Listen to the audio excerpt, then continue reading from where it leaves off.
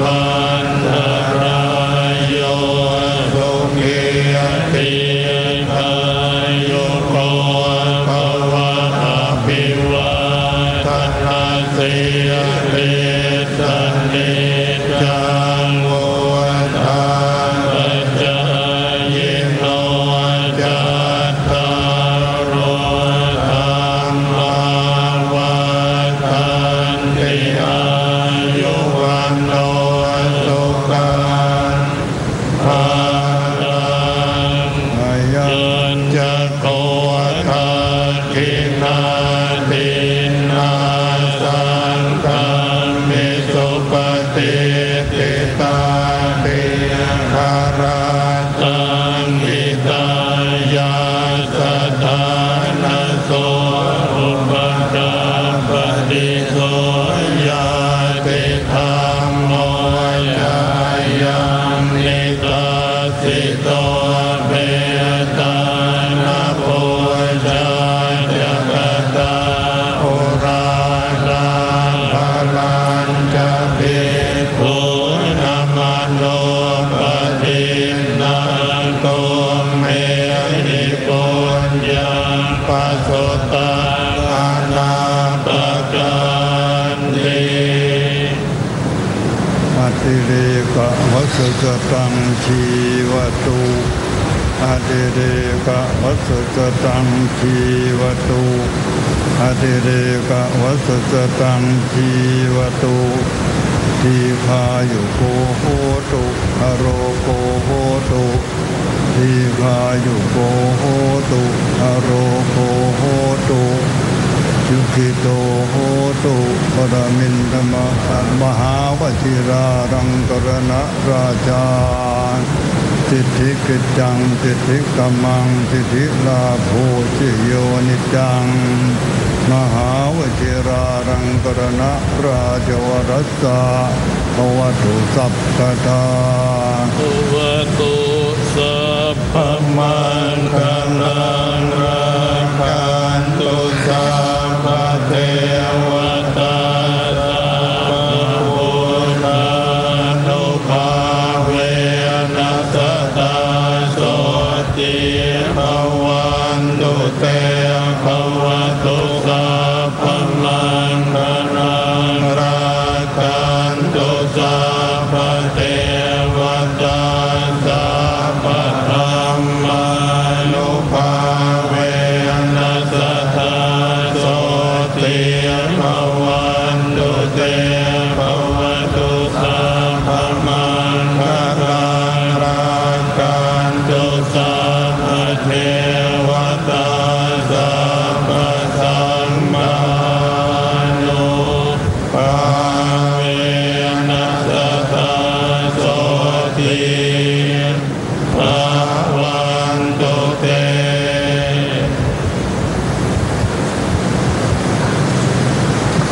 พระสงฆ์ได้ถวายอนุโมทนาถวายอดิเรกเป็นที่เรียบร้อยแล้วนะคะเป็นการอัญพระราชกุศลอุทิศถวายสมเด็จพระบรมมหากษัตริยาธิราชได้เสร็จสิ้นลงลำดับนี้เจ้าหน้าที่กรมการศาสนาอาราธนาพระปริตรค่ะทะลังวิปติปฏิภาหายะสัพพสัมปติสิทธิยาสัพพพยวินาศายะปริตตังปรูทะมังคะลังวิปติปฏิภาหายะสัพพสัมปติสิทธิยาสัพพโรคะวินาศายะปริตตังปรูทะมังคะลังสรัชชังสะเสนังสะพันธุงนเรนทังปริตานุภาโวสัทธารักตุติปริตวานะเมตังสเมตาภาทันตาอวิคิตาจิตตาปริตังภานันตุสมันตาจักวาเลสุ อัตราคชันตุเทวตาสัทธมังมุนิราชัสสะสุนันตุสักขโม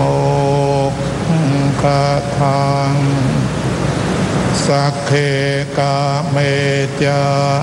รูเปธิริสิคารตะเตจันตะเลเควิมาเนทีเป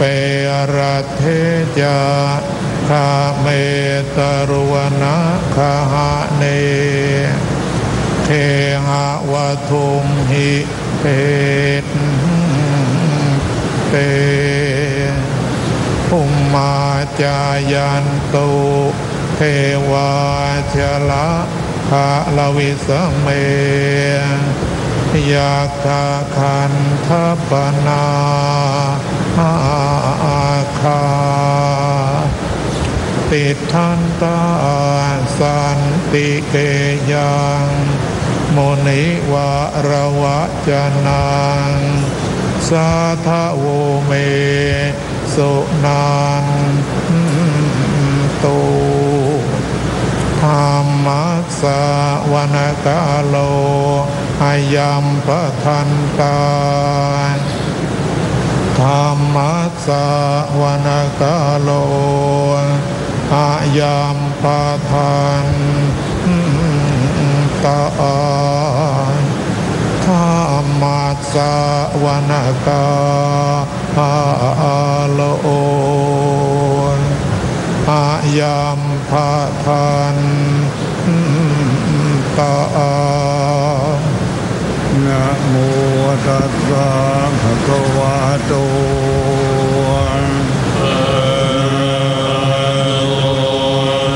สัมมาสัมพุทธัสสะนะโมตัสสะภะคะวะโตอะระหะโตสัมมาสัมพุทธัสสะนะโมตัสสะภะคะวะโตอะระหะโตสัมมาสัมพุทธัสสะพุทธังสรณังกัจฉามิธัมมังสรณังกัจฉามิสังฆังสรณังกัจฉามิทุติยัมปิพุทธังสรณังกัจฉามิทุติยัมปิธัมมังสรณังกัจฉามิทุติยัมปิสังฆังสรณังกัจฉามิตติยัมปิพุทธังสรณังกัจฉามิตติยัมปิธัมมังสรณังกัจฉามิตติยัมปิสังฆังสรณังกัจฉามิสัมพุทเทอาตเวสัญจตวาตัสสัญจสังหาสัพเพปัญจสัตตสังหาสันตินามานิสิรสาหันเตสังฆัมมันจะสังฆัญจะอาตเรนะมานิหันนะ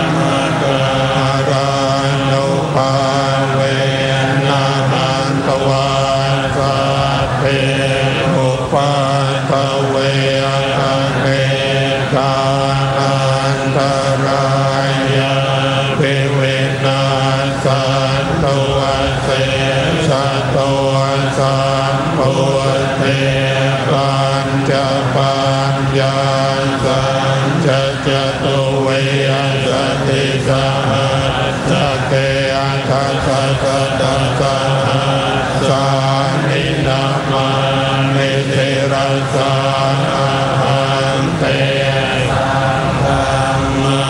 จะสังฆัญจะอาตเรนะธัมมามิหันนะมะกะรานุภา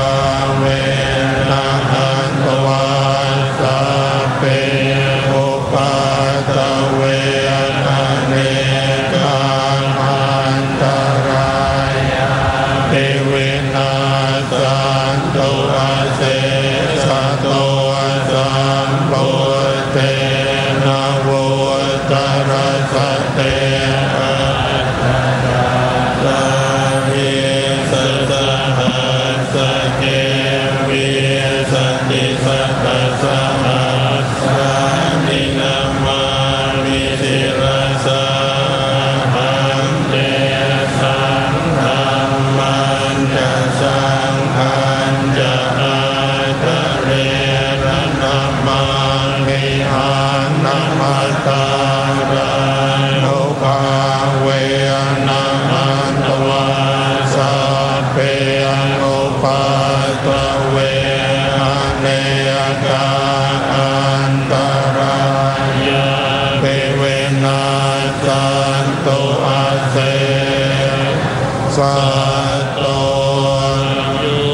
จักขุมาภวังอมราปตาโตสัมมาวะโพโตสุขโตวิมุตโตมาราสัพพะสัพพิติโมจยันโตปะเรสิเกยมันจันตาเวนายังโพศิรสานามาวิโลกัสนาตันจะวินัยกันจะตันเตยสัพเพยสิติโหตุสัพพันตรายาจะวินาสเมตุตังโลตโชโยวิยตาเสโลกาสวิสุทธิมาทานิยานิโกธรรมตราสัตตาริยสัตตาวะโหสันติกโรสุเยโนธรรมังวรันตังศิรสานามามิโมภาปตา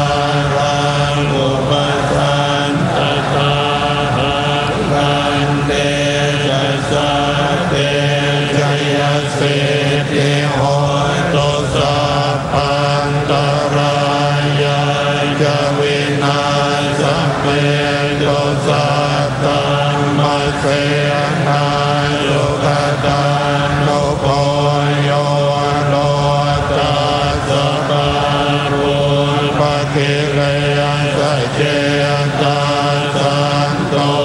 สยังสันตินิโยจะโกจะสวาตาตธรรมังวิจิตังกโรเตสังฆังวรันตังศิรสานามามิพุทธานุพุทธังสัมมาสิรติปิปันเตสันเตชยสิติโหตุสัพพันตรายาจะวินาศเมตุอะระหะโตสัมมาสัมพุทธัสสะมะเหสิโนนะโมพุทธมะธัมมาจะสวาตาตาเสวะเตอิตานะโมมหาสังฆัสสะเปเวโส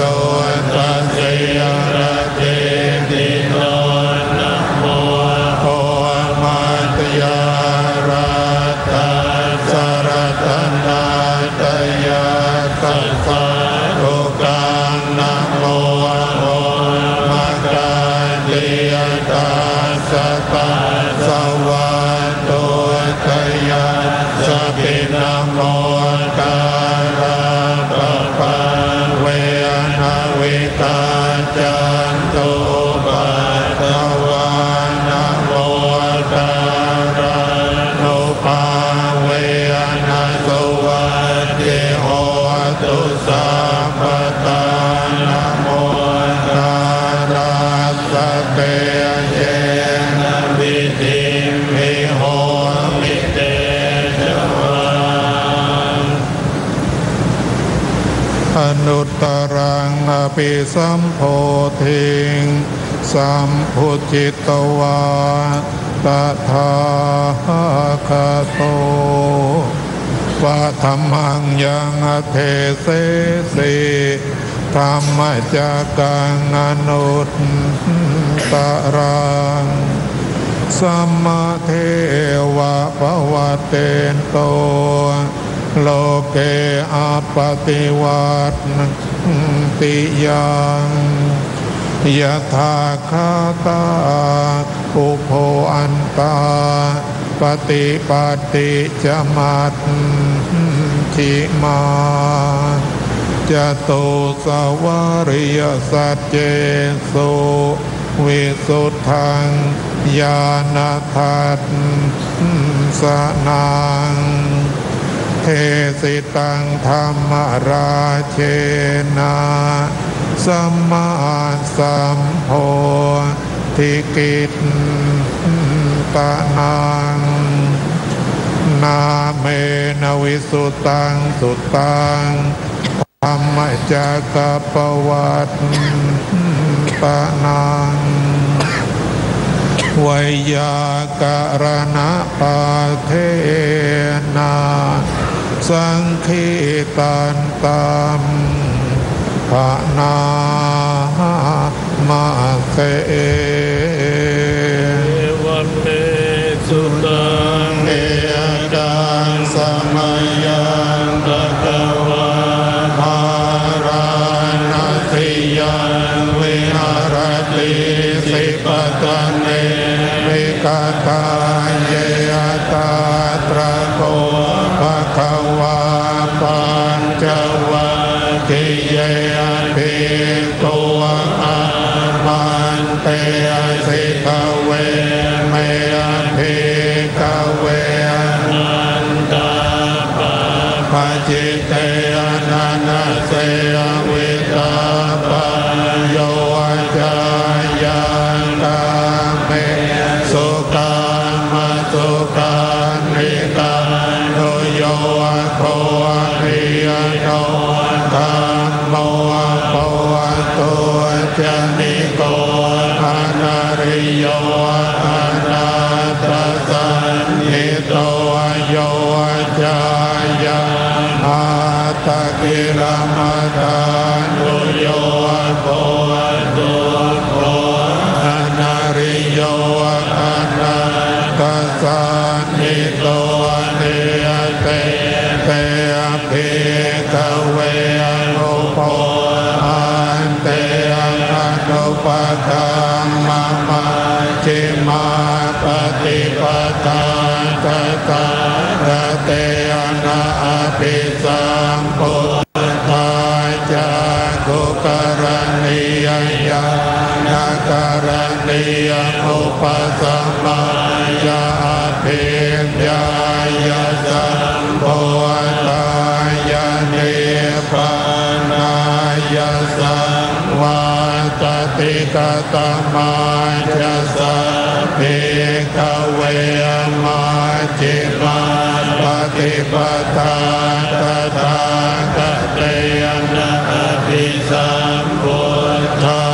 จากุกรณียญาณการณียอุปสัมมายาภิญาญาสัมโพธายานิพพานายาสัมวัตติอายุเมวะอริโยอาทังกิโกมาโกสัยยเททังสัมมาเตติสัมมาสังกัปโปสัมมาวาจาสัมมากัมมันโตสัม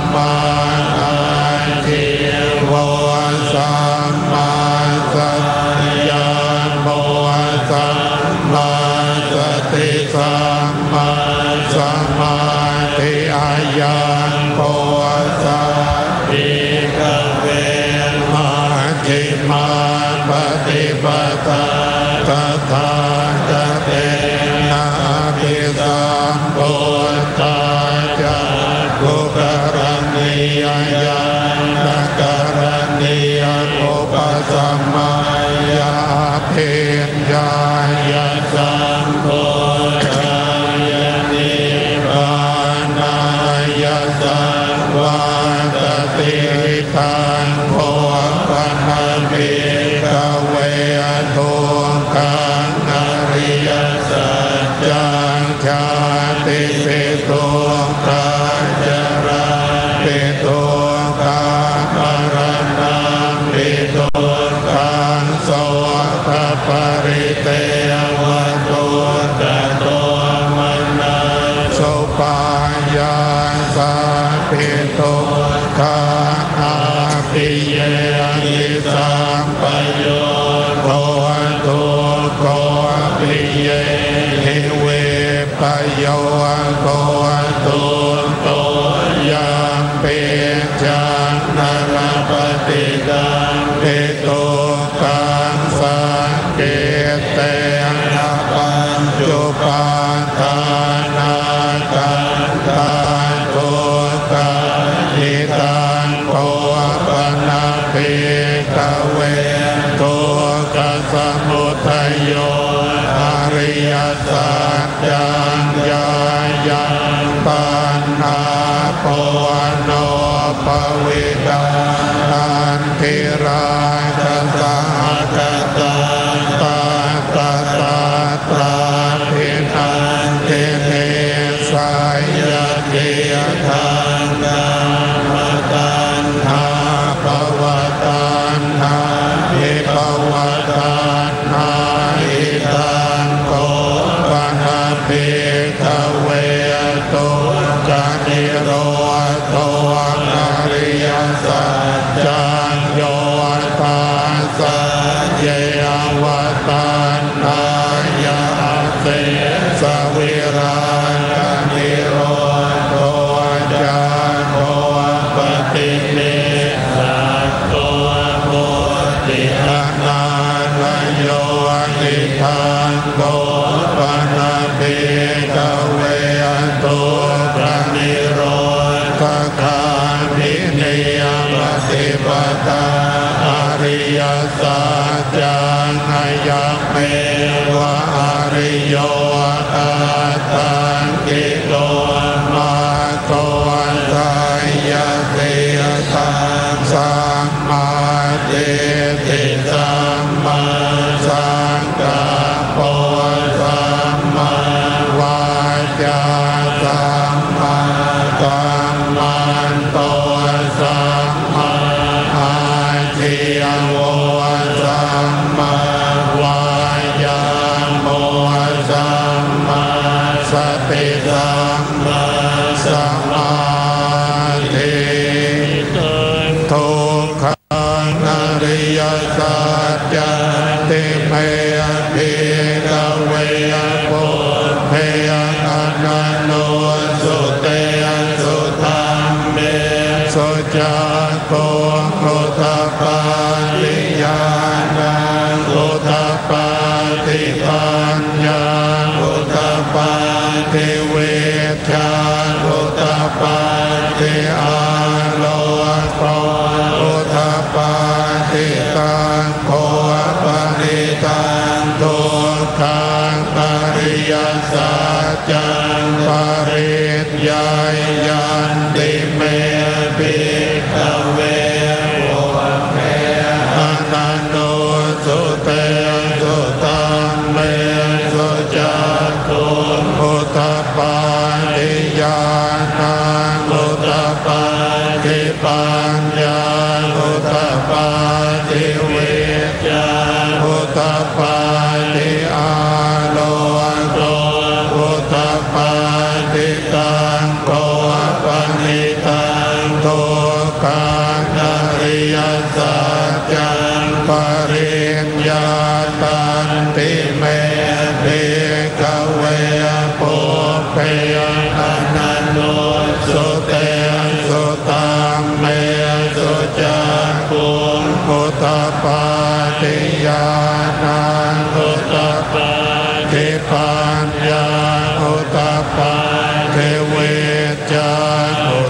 ปาติอาโลโตอุตตปาติอิทันโตกัสสมุทัยโยอริยสัจจันติเมภิกขเวปุเพอนันโนสุเตสุตัมเมสุจักขุอุตตปาติญาณังอุตตปาติปัญญาอุตตปาติวิญญาอุตตปาติอาโลโกอุตตปาติตังโกปะริตังโตกัสสมุทัยโยอริยสัจจังปะหาตัปปันติเมภิกขเวปุเพอนันโนสุเตสุตัมเมสุจักขุอุตตปาติญา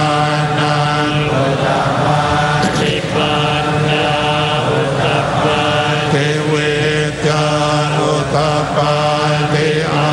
โลโกอุตตปาติตังโกปะริตังโตกัสสมุทัยโยอริยสัจจังปะหิ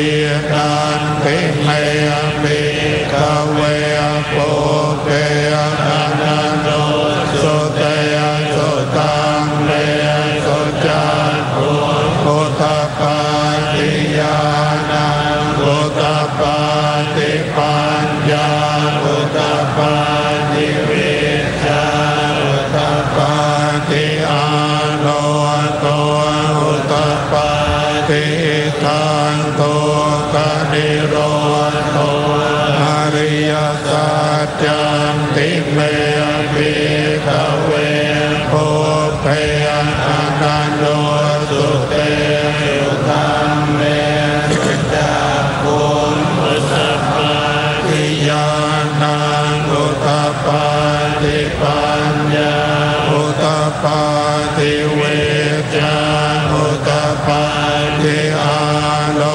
โกอุตตปาติตังโกปะนิตังโตปะนิโรโตอริยสัจจังสัจจิกาตาปันติเมภิกขเวปุเพอนันโนสุเตสุตัมเมสุจักขุอุตตปาติญาณังอุตตปาติปัญญาอุตตปาติวิญญาอุตตปาติอาโลโกอุตตปาติตังโตปะนิตังโตกนิโรโธอริยสัจจังสัจจิกตันติเมภิกขเวปุเพอนันโนสุเตสุตัมเม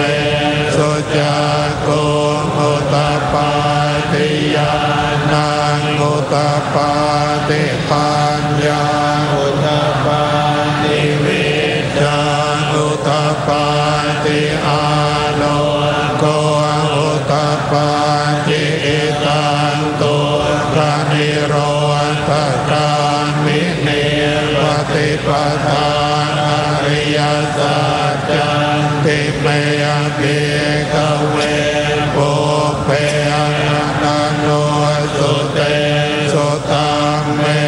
สุจักขุอุตตปาติญาณังอุตตปาติปัญญาอุตตปาติวิญญาอุตตปาติอาโลโกอุตตปาติตังโก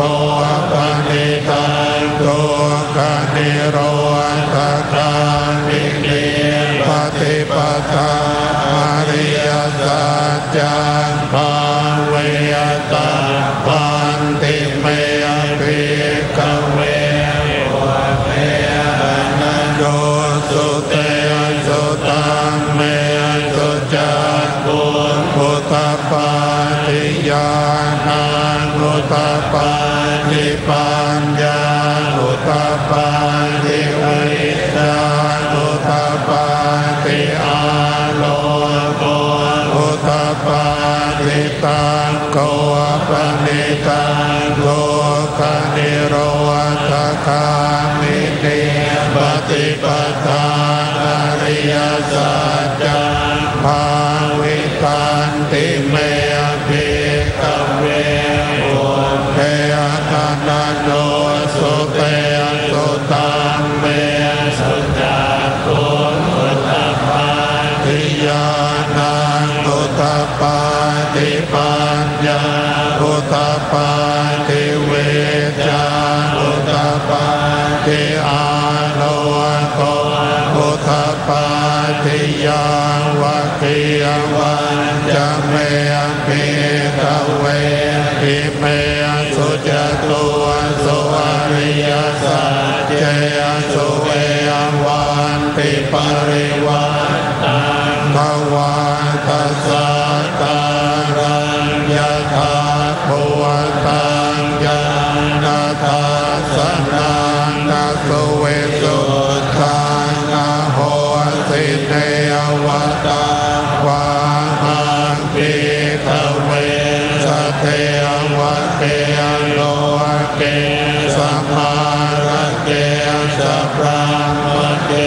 สัสมณะพระมณิยาปัจจายสเทวมนุสายานุตตรังสัมมาสัมโพธินาภิสัมพุทโธปัจจัญญาสิงยโตจะโกเมภิกเวอิเมสุจตุสุอริยสัจเจสุเววันติปริวัตังทวันตัสสะตารัญญาตาปุตังญาณทัสสนังสุวิสุทธังอาโหสิอัตถังปิกเวสเทวะเกโลเกสัมมาระเกสัพพะมะเกสัสมณะพระมณิยาปัจจายสเทวมนุสายานุตตรังสัมมาสัมโพธินาภิสัมพุทโธปัจจัญญาสิงญาณัญจะปนะเมทัสสนังอุตตปาติอันตุปาเมวิมุตติอายัมมันติมาชาเตนะติตานิปุณัสภโวติธัมโมจะภควาอาตมนังปัญจวัคคียาภิกขุภควโตอาสิตังอภินันโตวิมัสสมิจะปนะวายาจารณัสสมิปัญญมันเนหายาสัมมโตโพธัญญา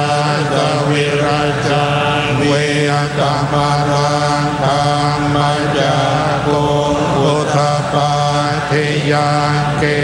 จิตสมุทัยธรรมันสัพพันธังนิโร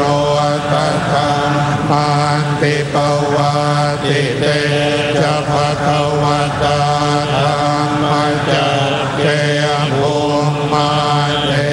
วาสัตตมนุสาเวสุเขตามภควตาภารณติยังยิสิปตเนอมิกตาเยอนุตตรังธรรมจักกังปวัตติกังอาปฏิวัติยังสมเนนวังพระมเนนวาเดเวนวังมาเรนวังพระมุนาวังเกณจีวังโลกัสสมิ ตินันเทวานันตัตตังสุตวาจาตุมหาราชิกาเทวาสัตตมโนจาเวสุจาตุมหาราชิกานันเทวานันสัตตังสุตวาปาวติสัตเทวา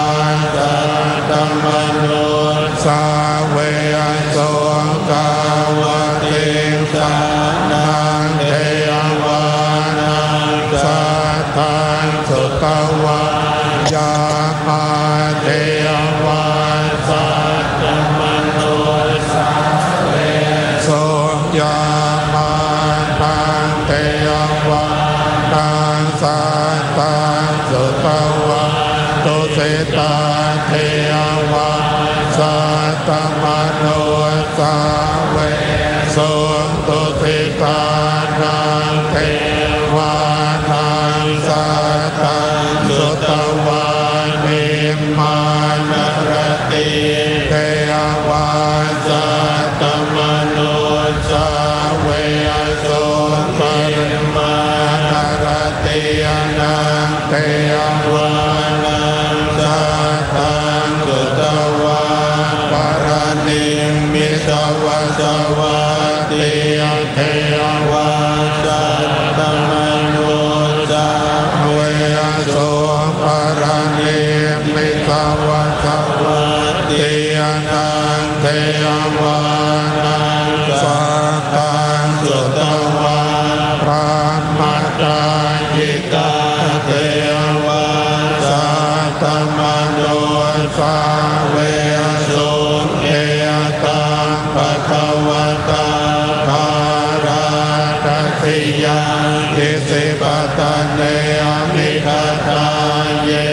อนุตตรังธรรมจักรังปวัตติตังตัปปติวัตติยังสัมมเนนวะพระมเนนวะเทเวนวะมาเรนวะพระมุนา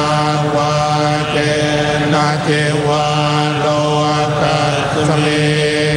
ติเตนะคะเนนะเต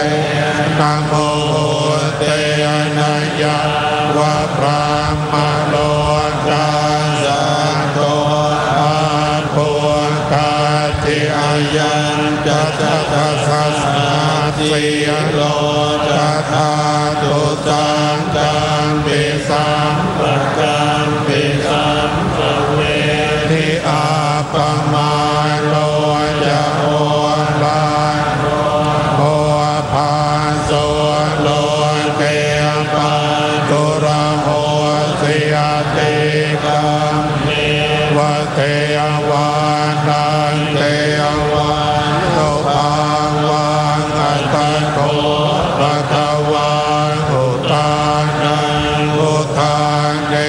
สิอัญญาสิวัตโพโตตัญโยปัญญาสิวัตโพโตตัญโยติติทานายะสัมมาโตโกนทัญญาสะอัญญาโกนทัญโยตะเววะนามาอาโหสิติเทวามนุสายมังคลานิอาจินตยุงอาการกมานาโสตานังโปรหิมังคลมุตตมังอาเสวนาจะปาลานังบัณฑิตานันจะเสวนาปุญจะปุญจะนิยานังเอตัมมังคลมุตตมังปฏิโรปเทสวะโสจะโพเพจะกตปุญ ตังอัตตสัมมาปณิทิจะเอยตัมมังกลังโอตมังภาหุสัจจันจะเสปัญจะวินัยโยจะสุเสกิโตสุภาสิตาจะยาวาจาเอตัมมังกลังโอตมังมาตาปิโตปัฏฐานังโพธราสสังฆโหนะโกลาจะกามันตาเอยตัมมังกลังโอตมังทานันจะตัมมัจจริยาจะยาตกานันจะสังฆโหอันวัชชานิกัมมานิเอตัมมังคลังโอตมังหารติยวิรติปาปามาจะปานาจะสัญญโมอาปมาโตจะธรรมเมสุเวตัมมังกลังโอตมังการะโวจะนิวาโตจะสันตุติจะกตัญญูตากาเลนะธัมมาสวนาเอตัมมังกลังโอตมังขันติจะโสวัจจะสตาสมนานันจะทาสนังกาเลนะธัมมาสากาจะเอตัมมังกลังโอตมังตะโพจะพระมัจจริยันจะอริยสัจจานาทาสนาเรปะนาสาธิกิริยาจะเอตัมมังกลังโอตมังโพธาจะโลกตังเมหิเจตังยาสนกัมปติอาโสการวิราจังเกยมังเกยตัมมังกลังโอตมังเกยตัมติสานิกาตวานาสัพพะธรรมปาราจิตาสัพพะตัสโสติกาดันติตังเตสัมมังกลังโอตมังเตจิเวตานิทวังอุรังวาสาเขยสวายังรัตนังปะริยตังนันโนสัมมานันติตถาคเตนะหิตังปิโพเตรัตนังปะนิยตังเยเตนะสัจเจนะสวัสติโหตุขยังวิราคังอมตังปะนิยตังยถาจะกาสัจยมุนิยสัมมาหิโตนะเตนะธัมเมนะสัมมาทิฏฐิจิตังปิตัมเมรัตนังปะนิยตังเยเตนะสัจเจนะสวัสติโหตุยังปุถะเสโตปริวานะเยตุติสัมมาทิมานันตริกัญญมาอุสัมมาทินาเตนะสัมโมนาเวจติตังปิตังเมรัตนังปะนิยตังเนยเตนะสัจเจนะสวัสติโหตุเยปุคลังอาทัสสะตังปัสสัทธาจัตตาริเอตานิโยคานิโหติเตตาคินายาสุขตาสัสสาวตาเดเตสุเทนานิมานาปะลันติตังปิ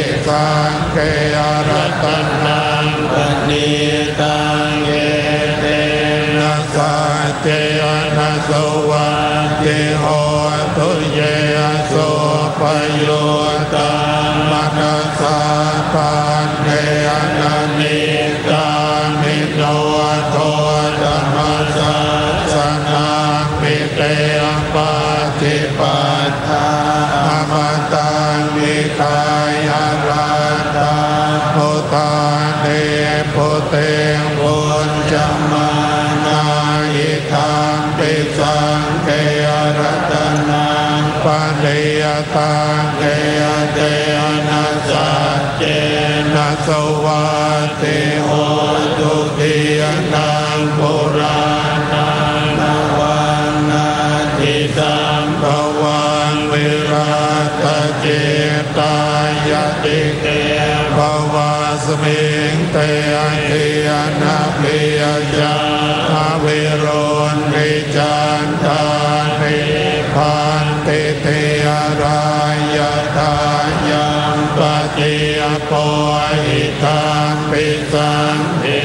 รัตนังปณิยตังเยเตนะสัจเจนะสวัสดิโหตุยัมมาทกุสเลนะยันตังสันตังปะตังอภิสัมเมจัสสะโตโลโจจัสโตโจจัสสวัจโจจัสสะโมโตอนัตติมาเนยสันโตสักโกจัสสุปันโนจะอาปะเกโจจัสสันนาหุกะโวติสันตินิโยจะนิปะโกจะอาปะทาโกกุเรโสอนันโนเกโจนะจะโกตังสัมมาจาเรเกณเจเยนะเวนโยปะเรอุปวาตายโยสุขิโนวาเทมิโนโหตุสาเปสัตตาภวันตุสุขิตาตาเยเกจิปานะปุตตะติตาทาวาตาวราวะมานาวเสสัทธิยตาวาเยมหันตาวามาจิมาราสัตตาอนุรักขุลาเทตาวาเยยะติตาเยยะตัวเรวัสันเตอวิตัวเรโพตาวาสัมภเวสีวะสาเพสัตตาภวันตุสุขิตาตานาปโรปารานิโกเปตนาติมันเยตกะจตินาเกณฑิปยาโรสนาปฏิยคัสสัญญาณยามันยาสตุกเมจายามาตายะตานิยังโปตังอายุสาเอตปุตตะมนุราเทเอวันปิสาภะพุเตสุมาณสัมภวะเยอะปริมาณังเมตัญจะสัพพโรตัสมิงมานะสัมภ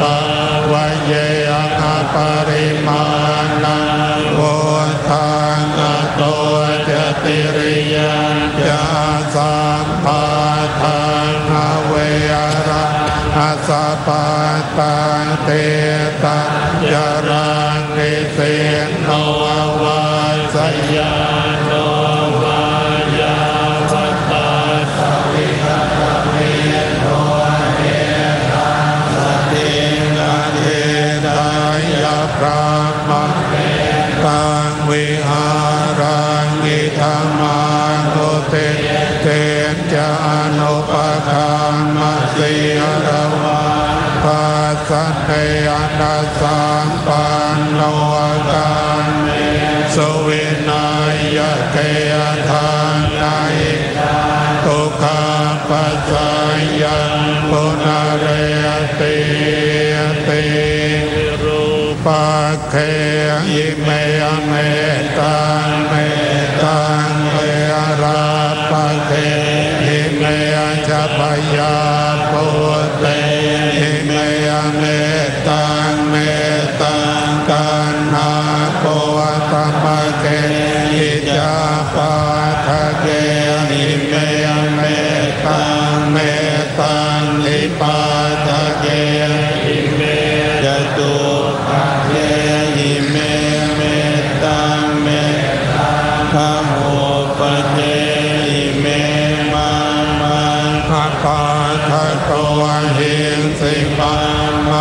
เทสิติปัฏฐโตมาจะโตปะโตหิสิมาเทสิปะโมปะโตสัพเพสัตตาสัพเพปันนาสัพเพปุวัตตาจะเกวาลาสัพเพภัตรานิปัสสันตุมาคิจิปาปมาธัมมาปมาโนปุตโตอาปมาโนธัมโมปมาโนสังโฆปมาณวันตานิสิริอิวิธิกาสกปฏิยโกนาโนเตียสระภูโมสิกากตาเมราคากตาเมปเรตาปฏิกัมมันตุภูตานิโสอานะโมภะคะวะโตนะโมสัตตานังสัมมาสัมพุทธังวะเมสุตังเอกังสมัยยังภะคะวะสาวะติยังวิหารติเจตวันเนอนาตเปติกาสะอาระเมตาตระโกภะคะวะภิกขุอามันเตสิภิกขโวติปทานเตติเตภิกขุภะคะวะโตปัจจโสสุภะคะวะเอตทะโวจามิกายภิกขเวเจโตวิมุตติญาณอาเสวิตายาภาวิตายาภาหุริยกตายาญาติกตายาวาตุกตายาโนทิตายาปริจิตายาสุสมาราตายาเอกาทัสสานิสังสปาติกังคากตเมเอกาทัสสะสุขังสุปฏิสุขังปฏิโพชตินาปาปะกังสุปินังปัสสติมานุสานังปิโยโหติอมนุสานังปิโยโหติเทวตาราคันตินาสอาทิวันวิสังวาสัตตังวะกรรมติตุวตันจิตตังสมาธิยติโมกขวันโนเวปัสสิกติอาสัมปุณโภตาสังกโรติโอตเวอาปฏิเวชันโตพระมโลกุปโภโหติเมตตายาภิกขเวเจโตวิมุตติญาณอาเสวิตายาภาวิตายาวาหุริกตายาญาณิยกตายาวาตุกตายาอนุทิตายาปริยิตายาสุสมาราทายาอิเมเอกาทัสสานิสังสัปปาติกังคาติตมโวจะภะคะวาอาตมนาเตภิกขุภะคะวะโตอาสิตังอภินันตุติเตยนจะคุมาเอกราชาเรสวานโนภะคะเวปัมมาโสตังตังนามาสามิหเรสวานังปัตตเวปปาสันตยาจะโกตาวิหเรพุติวาสังเยรามนาเวตกุ สัพพธัมเมเตเมนะโมเตจัมมังปาลยันตุนามาตุโพธานังนามาตุโพธิญาณโมวิโมตานังนะโมวิโมติยาหิมังโสปริตังกัตวา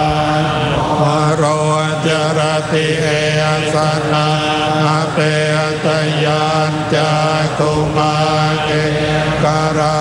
จาริสวรรณโนปัทเวปปาโสตังนามาสาวิหาเรสวรรณังปัทเวปปาสังขยาจตุตังวิหาเรมุราติเยพระมนาเวตุสัพพธัมเมเตเมนะโมเตจะมังบาลยันตุนามาตุโพธานังนามาตุโพธิญาณโมวิโม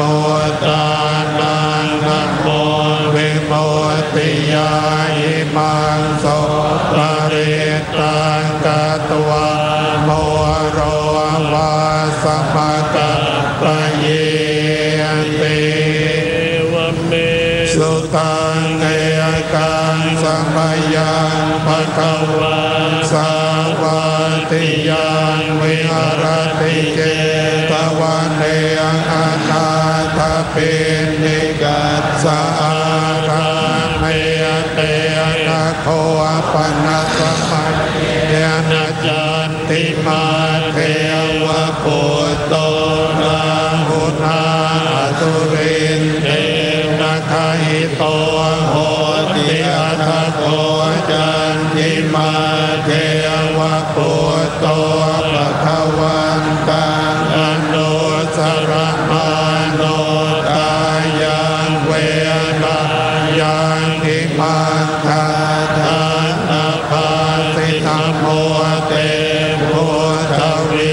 ราตุวิปโมโตติสัพปฏิสัมภาทปฏิปันโนสมิตาสเมสารนังภวาติอัตถโคภควาจันติมันเท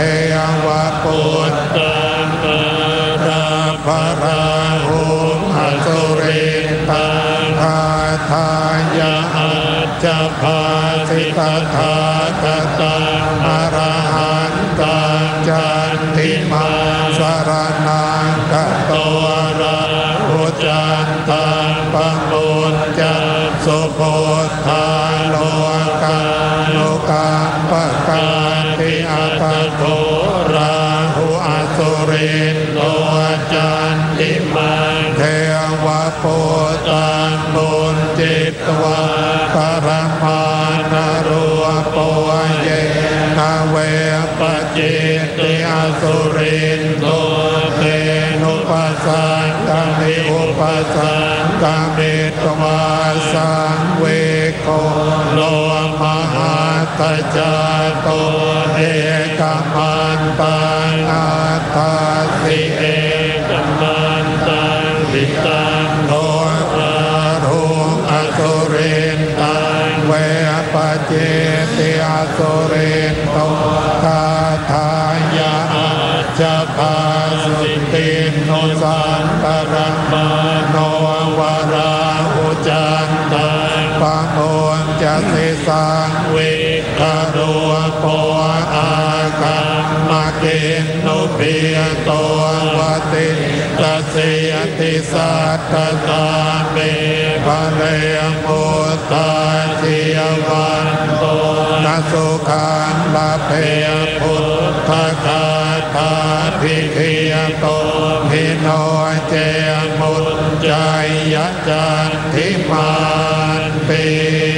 วเมสุตังเอกังสมัยยังภควาสาวาติยังวิหารติเจ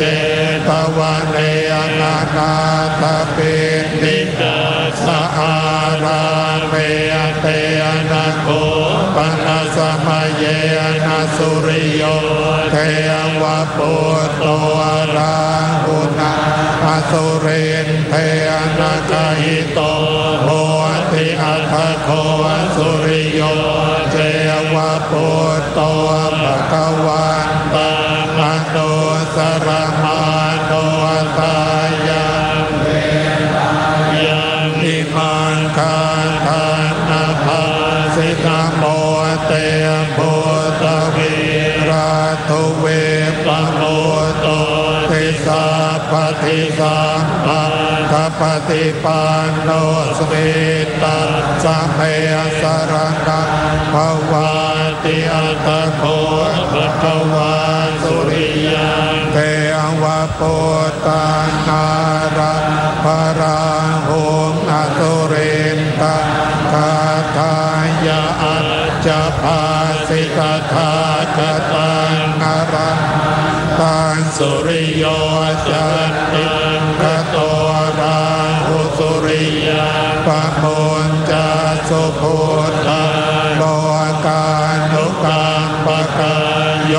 หันตกาเรตมัสสีปะพังกะโรเวโรจโนมันตะลิอุกเตโจมาราหุคิริจารมันตะลิเกปจันมมาราอุปโมจสุริยันติอัตโกราหุอสุเรนโตสุริยันเทวะปุตตังบุญจิตวาตระมานารูปเยนะเวปจิติอสุเรนโตเตนุปัสสังกามิอุปัสสังกามิตวาสังเวโคโลมหาตจาโตเอกมันตังนาตาสิเอกมันตังจิตังโกราหุงอสุรินตังเวปจิติอสุรินโตทาทายาอัจจภาสิเกโนสันตรัมมาโนวราหุสุริยาปะโมนจติสังวิกรูปอาคัมมะเกณโนเทโตวะเตตเสติสัตตตาเตภะเลโนทาเทวันโตนะสุขังละเพพุตตะคาตามิเทโตมิโนเจโมนใจยสุริยานติติโลเตเสละกุโตสัจจังโสใจยโนทยาเตนะสัจเจนะคานิสัจกิริยมนุตตรานาวาจิตวาสริวาภูพันเททิเนสัจปลังวาสายสัจกิริยมตาสังสันติปาคาอปัตตนาสันติปาคาวันจันมาตาปิตาจเนกันตาจตเวตปฏิกรรมสหัสเจตเตมังหังมหาปัจจลิโตสิกิวาเจติโสลัสกริยสนิอุตตังปัตวายทาสิกิยสัจเจนะเมสัมโมนาติเอเมสัจจปารมีติปิโสภควานะระหังสัมมาสัมพุทโธวิจจาโนสุขโตโนกวิโตอนุตตโรวิสัทธังมัสสาปิยาเทวมนุสานังพุทโธภควาติสวากาโตภควตาธัมโมสันติ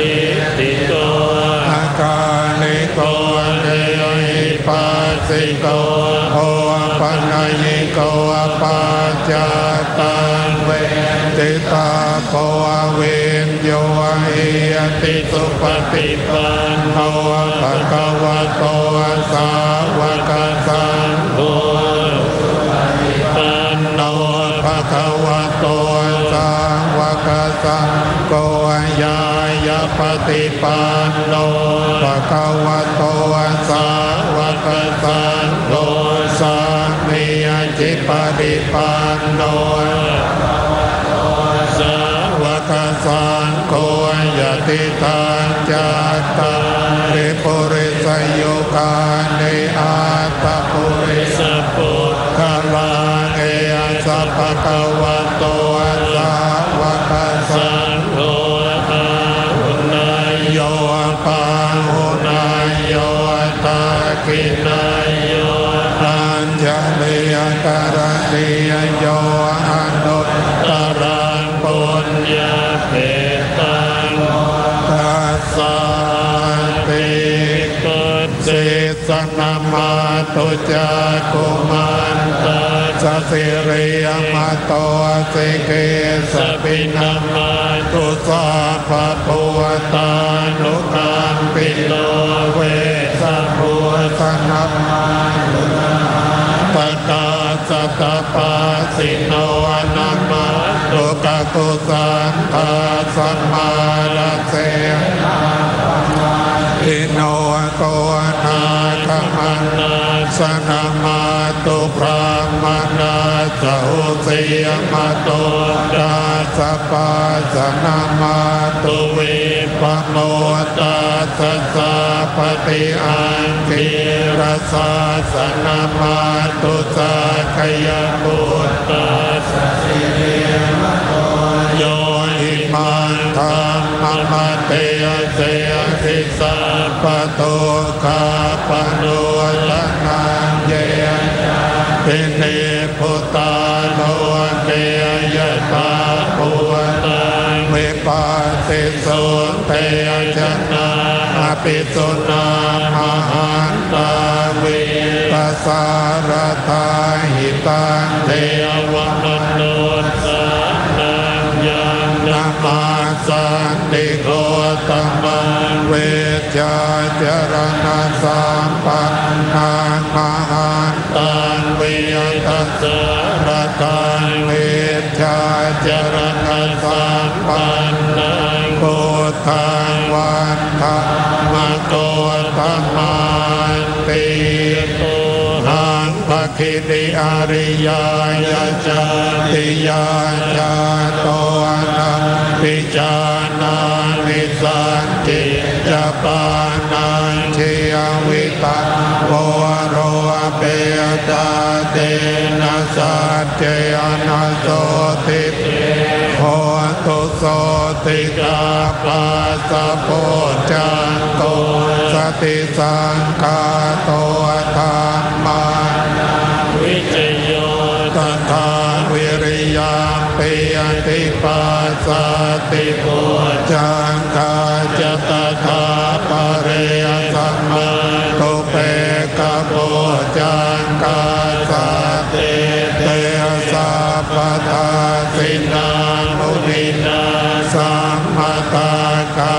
ตาภา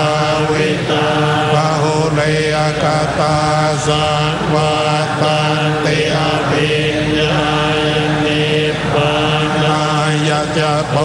ธิยาเกเตนะสัจวาเจนะโสติเตโนตุสัมปทาเอกาสมิงสมัยนาโทโมกันลานันจะกัสสะปังวิลาเตโอติเตติสวะโตจังเตสัตเตสยิเตจตังอภินันเตตวารโรโมเจสุตังคะเนเตเตนะสัจวาเจนะโสติโหตุสัพพทาเอกทาธัมมาวิเกนัญเยนา ปิยนิโตโยนเทเรนัตตัญเยมะพันนาเปตวานัสสะตารังสัมโมทิตวาจะอาภาตตังภาวุตตาสิทานัสโสเอเตสัจจวัตเชนะโส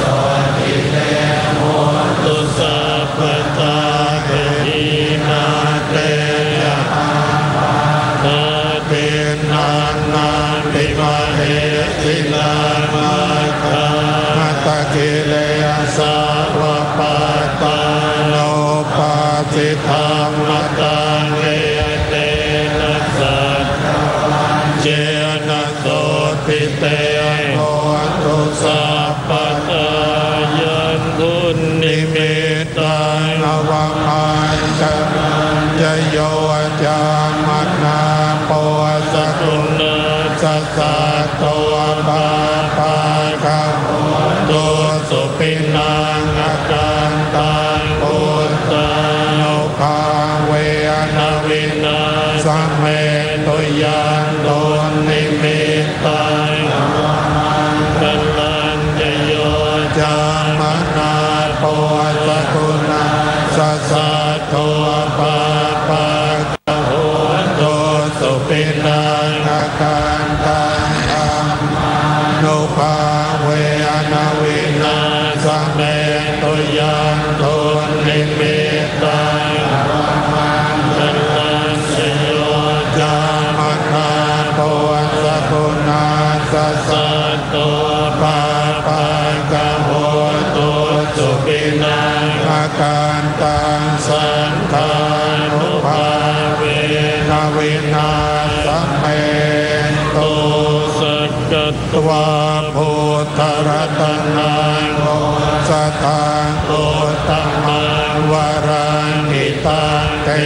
วมนุสังฆังพุทธเตเจนะโสตินานาสันตุปัตตวาเมทุกขาวุปัสสะเมตุเตสักกตวาธัมมรัตนังโอสตังโอตมังวรังปริลาวุปัสสะมังลังธัมมเตเทนะโสตินาสันตุปัตตวาสัพเพพยาวุปัสสะเมตุเตสักกตวาสังฆรัตนังตังอุตตมังวรังอาหุนายังปาหุนายังสังฆเตเจนะโสตินานาสันตุปัตตวาสัพเพโรกาโวปัสสะเมตุเตนาติเมสารนังนัญญังพุทโธเม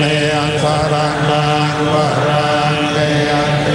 นะสัจจวัตเจนะโหตุเตชยมังคลังนาทิเมสารนังเมสารนังวรังเตนะสัจจวัตเจนะโหตุเตชยมังคลังนาทิเมสารนังอัญญังสังโฆเมสารนังวรังเตนะสัจจวัตเจนะโหตุเตชยมังคลังยันเกมจิรตันนังโลเกเวจติวิวิหังโตตาสมานาติตาสมาโสทิยภวันตุเตยังเกมจิรตันนังโลเกเว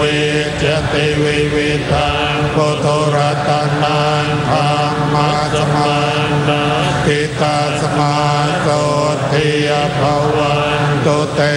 ยังเกมจิรตันนังโลเกเวจติวิวิหังปุถ ตุรตนังสังฆาสมาอิตาสมาโสติอาวันตุเตติเตโชชยสิติมหิติมหาคุณาปรินิตาปุญญาธิการัตสัพพันตรายนิวรณสัมมาตาสัพพะคะวะโตอะระหะโตสัมมาสัมพุทธัสสะภะคะวะเตสัมมาปุริสลาคนานุภาเวนะสิทยานุปยัญชนะนุภาเวนะอาตุทรสตมังคลานุภาเวนะจาปันนรังสิยานุภาเวนะเกตุมารานุภาเวนะทัสสะปารมิตานุภาเวนะทัสสะอุปปารมิตานุภาเวนะทัสสะปรมัตถปารมิตานุภาเวนะสีลสัมมาทิปัญญานุภาเวนะพุทธานุภาเวนะธัมมานุภาเวนะสังฆานุภาเวนะเตชะนุภาเวนะอิทธานุภาเวนะพลานุภาเวนะยะธัมมานุภาเวนะจตุราสีติสหัสธรรมาคันธานุภาเวนะนวโลกุตตรธรรมานุภาเวนะอัตถังกิตมาคานุภาเวนะอัตถสัมมาปฏิญานุภาเวนะจลพิญญานุภาเวนะจตุสัจจญาณนุภาเวนะทัสสะพลยานานุภาเวนะสัพพัญญุตญาณานุภาเวนะเมตตากรุณามุทิตาอุเบกขานุภาเวนะสัพพปริตานุภาเวนะรัตนาตยสรณานุภาเวนะโตยหังสัพพโรกัสโสอุปะตวะโตกะโตมนัสสุปายาสาวินาสันตุสัพพอันตรายาปิวินาสันตุสัพพสังกัปปะโตยหังสัมมิจจันตุติขะโยตาโตยหังโหตุสตวาสัจจิยเวนะสัมมังกิโตโหตุสัพพตาอากาสปะปะตะวันนะภูมิกันธามหาสมุทรรักขกาเทวตาสัทธาตุเมอนุรักขันโตอะระหังสัมมาสัมพุทโธอุตตมังธัมมังมัจจตังมหาสังฆังวะโพเตสิเอเจยตะรัตนาตยังโมโตธัมโมสังโฆจาปินามาโหนตังติวาตุโตอัญญมัญญาวิโยคาวะเอติภูตังปนาตโตพุทโธธัมมาสัพโพ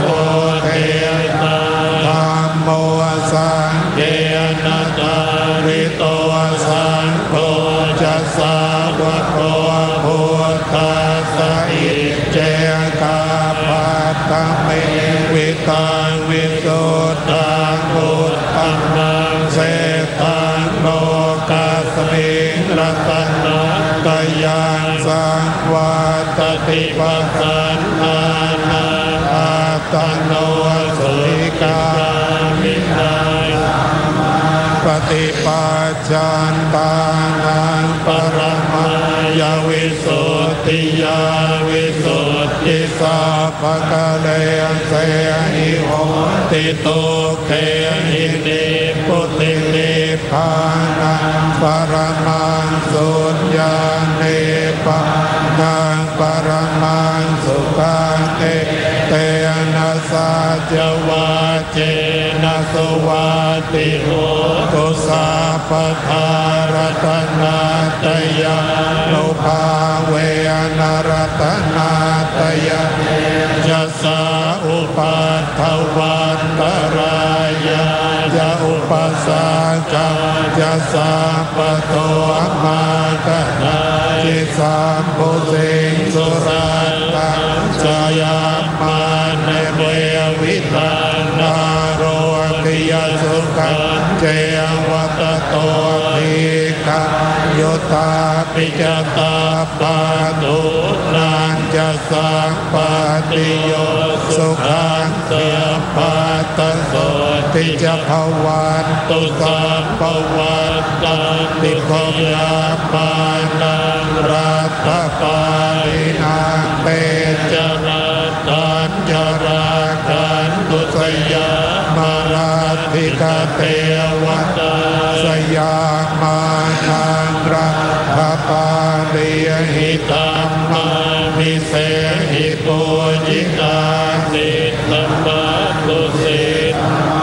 สุเสธรรมาตุอิทังปะลาเนตัสมิงรัตนาสยาสมิงสัมปัสสะธรรมเจตโสยังยังเทวมโนสานังมังคลาทายาภาสิตังตาสตาสานุภาเวนะโหตุระจักุเรสุขังเยเยอาราคตาเทวตาตตาสาธิวาสิโนหินินาธรรมทานเนนะสัพเพอาเมหิปุจิตาสัทธาปารานิปัสสันตุสุขิตาโหนตุเน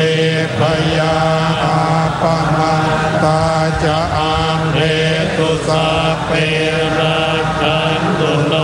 สตายัญจะโนภะสมาเนหิกุสลังปัสสุตังปะหุเตโนเกวานุโมทันตุจิรังเตทันตุสัจตังเยวาชลาปุจันตจังสังเสนโจปปาติกาเวราโหตุสัพเพเตอนิคานิรุปัตถวาปัสสันตุอนวัจจานิมาจะสาวัจจมาคมานิรันเตตตุโตตัสมิงสัมมาสัมพุทธัสสะสนังทาเสตังโส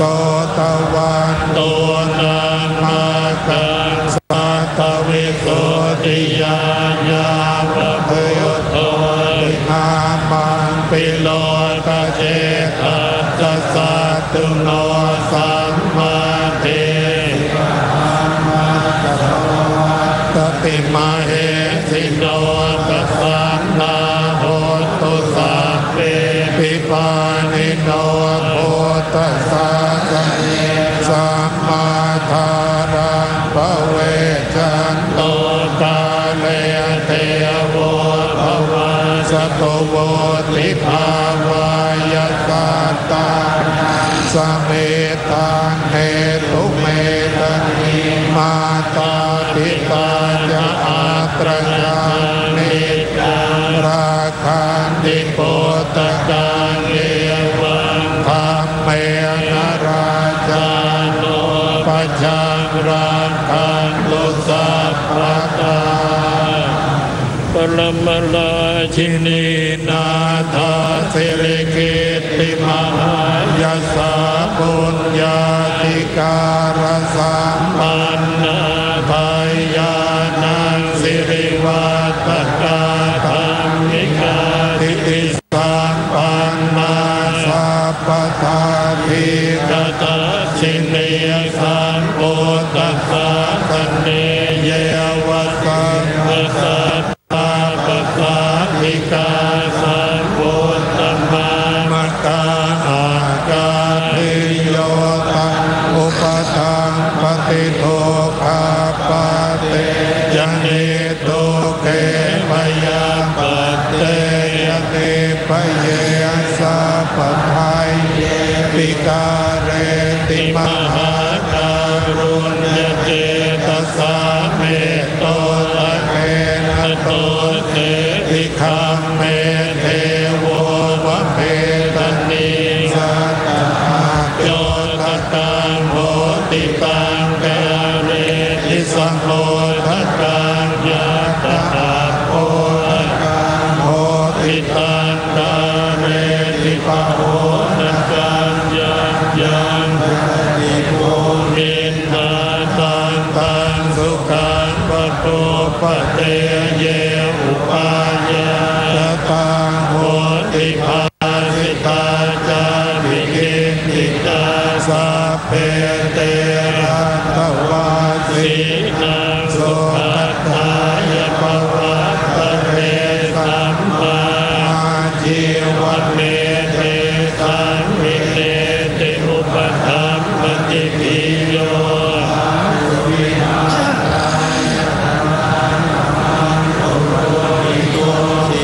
มหาชีวเวมัจจังกาเรติอนุกรรมปัจจาตัสมาสัมภาวิตาโหติปัจจายมาภานิสัพพทายาหิมาคัมมสันติมาคานุสาสตังเอกจิตาสัมมาจราตังวัตเตติสัพพโสรัตถะสะเอกราชัญญตังลุญญาณจรักกะเรปรมราชินีทานิจราหิติมายุคาหิทิเตมังกันเลกาเลเทมัสสาวรมังกัลลารัตนานุภาเวนรัตนาตยเตสัพพรมรายินีเสกาไทยิกานังมหากุณาธิทายุตาโรภาชนิตุตาอกุโตพยาวันโนเปตาโนเปตาสุขิตาโหตุสัพพตาโตสัพพะจวินาสันตุตุปัฏฐวานิจิตาสัพพทิตาวิปริภูเรตุสัพพะโสติรังรัตเตติทาตุปฏิตาไทยวาสินังเตปุตติตุนัตตาโรยาติสาโรอิตาทิเมไทยิกาจมหามาจาริกาโหตุสัพพตาไดยจาทิวิโรเจตุสัพพสัมปติสิทธิยาอิทธิปาโปทุเวปุลลังวิรุณหิตุกริงสัทธาธิราโลเกปฏิตาตุสัมมาสัมพุทธัสสะสันนันติมหาวชิรารังกรโนสยานมานังธรรมตาติโยมหาปุญโยมหาปัญโยมหาเตโชมหายโสสัมพุทธนามโตอาโกทินจักขุปถัมภโตสิริโยสมุทธาโหติ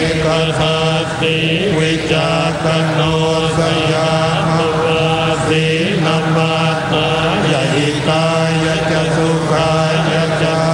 ปฏิจจานิกาติมหาการุณิโกวโรสัพเพสังโฆปะคาตาจะสัพพะสุขตายะโลสัสมานาริตโรเสโตสยามิกานังมโนหะโรสักขโตมานิโตโหติโพจิโตมรคัตติโยรัตนาตยานุภาเวนรัตนาตยเตนะสามหาวจิลานังกรโนสหัสเพหิยาทิปิติทายุโกสุขีโหตุมหาพโลมหิติโกนิโตโคจะโรโคจะเวโรโหตุนิปโยอันตรายโยปัสสัทธายะสัตตุติ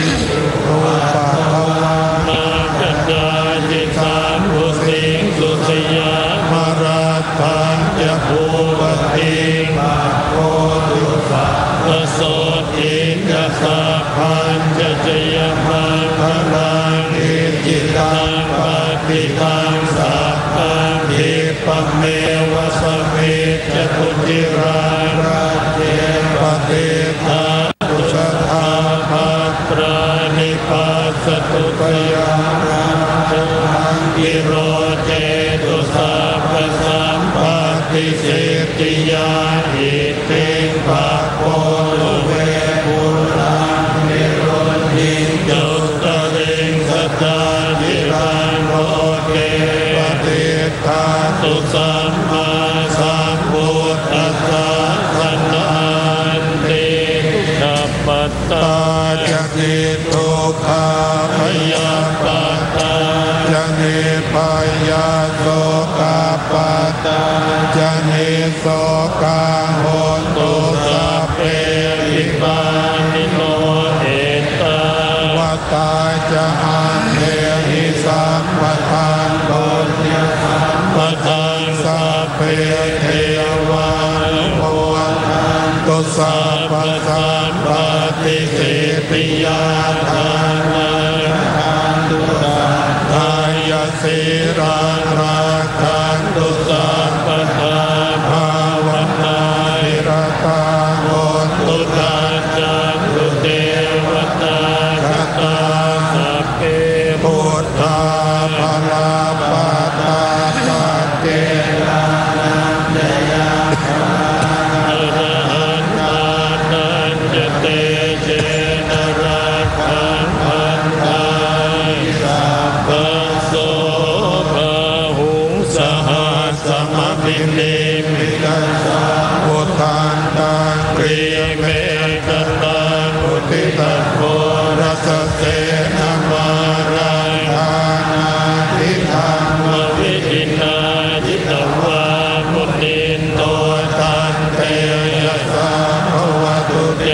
ชยมังกรานิมาราติเรกมปิโยติตัสสะปะราเตโตลังปัญญาลวตมากรรมตาตยาขันขันติสุขันตวิธินาจิตวามุนิโตลังเตยะสาภวตุเต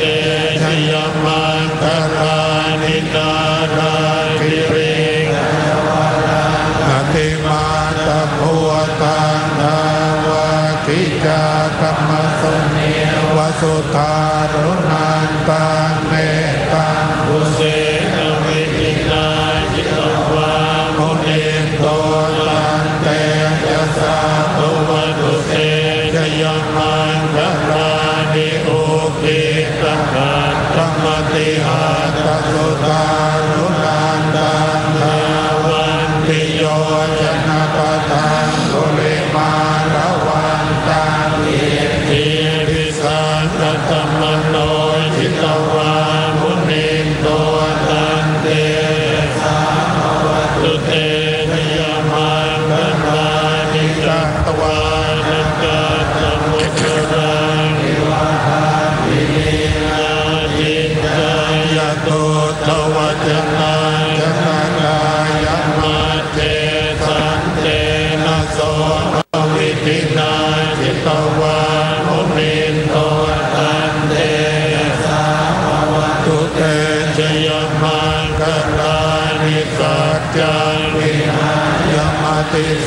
จักวาทเตตุวาตาวิโรปิตมนังติอันภูตังปัญญาปฏิปัจจลิโตทิตวามุนินโตตันเตภวตุเตชยมังคลานินันโตปันนันตบุจกังวิพุตังมหิเตมุตเตนะเตระพุจเตนะตัมมาปยันโตหิตุเตสวิทินาจิตวานุเนนโตตันเตจะสาภวตุเตชยมังคลานิตุราเกติพุจเตนะสุทัสสห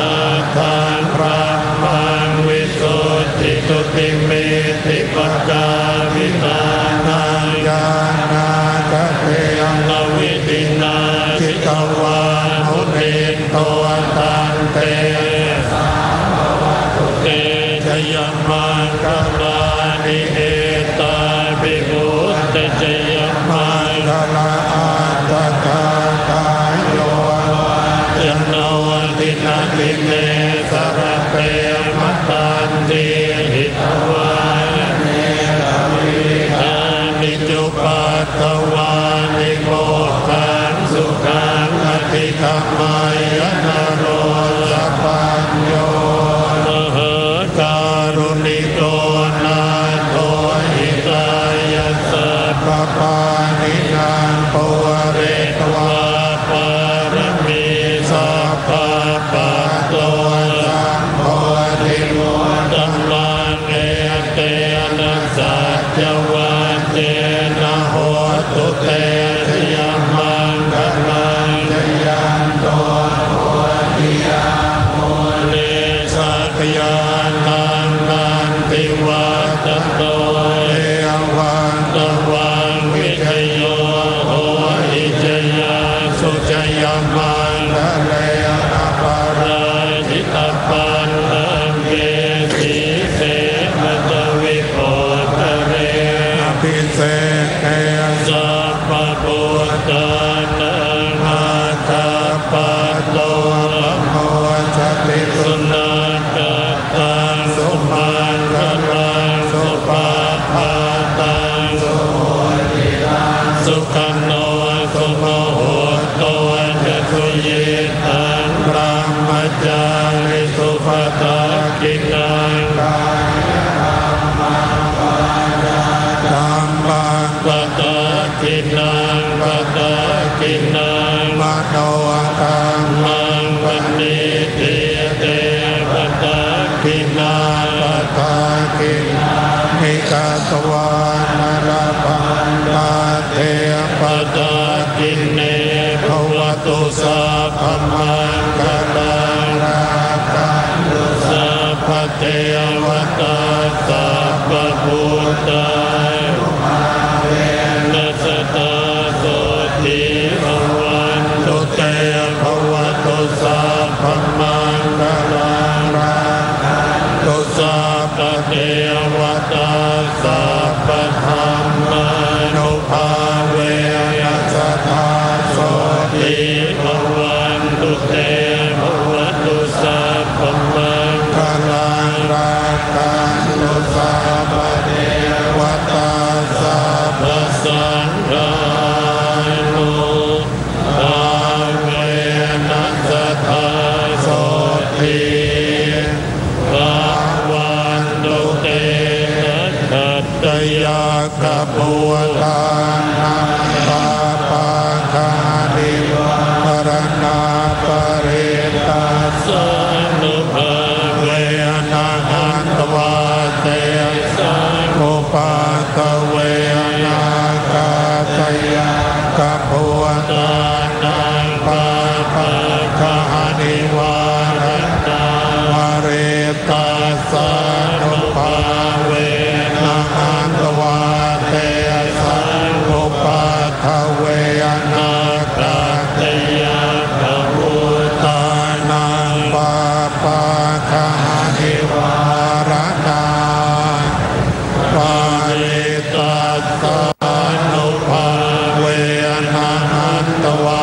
เล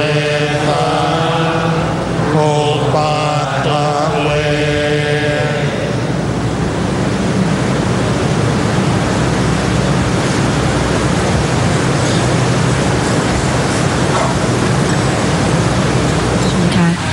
พระสงฆ์239 รูปได้เจริญพระพุทธมนต์ถวายสมเด็จพระบูรพมหากษัตริยาธิราชพระสยามเทวาธิราชและถวายพระพรชัยมงคลสมเด็จพระนางเจ้าสิริกิติ์พระบรมราชินีนาถรัชกาลที่ 9 และสมเด็จพระเจ้าอยู่หัวเป็นที่เรียบร้อยแล้วนะคะโดยในเวลานั้นข้าราชการพลเรือนทหารตำรวจและประชาชนในสนามเสือป่าและในต่างจังหวัดได้สวดมนต์พร้อมๆกันค่ะลำดับต่อไป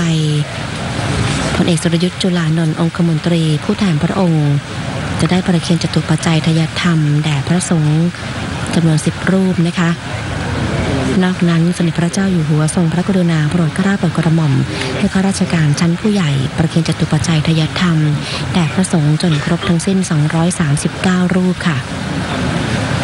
ศาสนานั้นถือว่าเป็นเครื่องยึดเหนี่ยวจิตใจของมนุษย์ไม่ให้ประพฤติปฏิบัติในสิ่งที่เป็นความชั่วนะคะแล้วก็ให้เลิกกระทำแต่สิ่งที่เป็นความดีเป็นผลให้เกิดความสงบร่มเย็นในสังคมของมนุษย์ค่ะเจริญพรท่านผู้แทนพระองค์ท่านสาธุชนทุกท่านเราทั้งหลายได้รับพระราชทานโอกาสจากสมเด็จบรมบพิตรพระราชสมภารเจ้าผู้ทรงพระคุณอันประเสริฐให้มาประชุมพร้อมเพรียงกันเพื่อกระทำกิจมหามงคลเนื่องในวันจักรีในวันนี้ขอให้ทุกท่านจงตั้งจิตประมวลพร้อมพลังความดีงามพร้อมถวายเป็นพระราชกุศลแด่สมเด็จพระบุรพมหากษัตริยาธิราชเจ้าทั้ง9 รัชกาลและถวายพระพรชัยมงคลแด่สมเด็จพระเจ้าอยู่หัวสมเด็จพระนางเจ้าสิริกิติ์พระบรมราชินีนาถพร้อมด้วยพระบรมวงศานุวงศ์ทุกพระองค์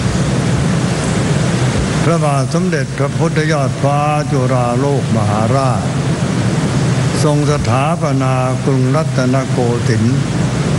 เป็นราชธานีให้เราทั้งหลายได้พำนักพักพิงอยู่อย่างร่มเย็นเป็นสุขอันนับถึงวันนี้ได้236 ปีแล้วพระมหากษัตริย์และพระบรมวงศานุวงศ์ทุกพระองค์นับตั้งแต่รัชกาลที่1ถึงรัชกาลปัจจุบันได้ทรงทำนุบำรุงประเทศชาติด้วยพระราชปณิธานมุ่งหมายให้ราษฎรของพระองค์มีความสุขโดยทั่วหน้ากันเราทั้งหลายผู้ล้วนอาศัยใต้ร่มพระบารมีควรคิดใคร่ควรให้ทวนทีถึงพระราชปณิธานนั้นๆแล้วเร่งน้อมนำมาเป็นปณิธานของตนเพื่อบันดาลความรุ่งเรืองให้ไพบูรย์มาสู่สังคมไทยสืบไปตลอดกาลการปลูกปณิธานในใจเพื่อสร้างสรรค์สิ่งใดสิ่งหนึ่งให้ประสบความสำเร็จได้สมเด็จพระสัมมาสัมพุทธเจ้าได้ทรงสั่งสอนไว้ว่าต้องมีคุณธรรมที่เรียกว่าธรรมฉันทะคือความพอใจที่จะกระทำเป็นเบื้องต้นฉันทะนี้จะเป็นพลังนำไปสู่วิริยะก่อความสำเร็จได้ในเบื้องปลายอย่างไรก็ตามความพอใจที่จะเสียสละความสุขของตนเพื่อความสุขส่วนรวมหรือความพอใจที่จะลดทิฏฐิมานะส่วนตน รู้จักให้อภัยกันและกันเพื่อความสามัคคีปรองดองจะเกิดขึ้นได้จะเกิดขึ้นไม่ได้เลยหากปราศจากคุณธรรมที่เรียกว่าปัญญาคือความรู้จักเหตุรู้จักผลและเห็นคุณประโยชน์ของความดีที่จักได้กระทำมากกว่าความเห็นแก่ตัวจึงขอให้ทุกท่านใช้โอกาสวันจักรีอันเป็นวันเริ่มต้นศึกษาถึงพระราชคุณูปการของสมเด็จพระบรมราชวงศ์จักรีเพื่อให้เห็นประโยชน์ที่แท้จริงของการเจริญรอยตามพระราชปณิธานอันจักนำมาซึ่งฉันทะความพอใจที่จะวิริยะคือภาคเพียรอุทิศตนเพื่อประโยชน์ชนสุขของประชาชนอันหมายถึงการบำรุงรักษาสถาบันชาติซึ่งเสมอด้วยความสุขส่วนบุคคลของแต่ละคนที่อาศัยอยู่ในราชอาณาจักรนี้นั่นเองการปลูกสันทะความพอใจจนเป็นปณิธานที่จะอุทิศตนเป็นชาติพรีได้ด้วยใจจริงท่านี้แหละ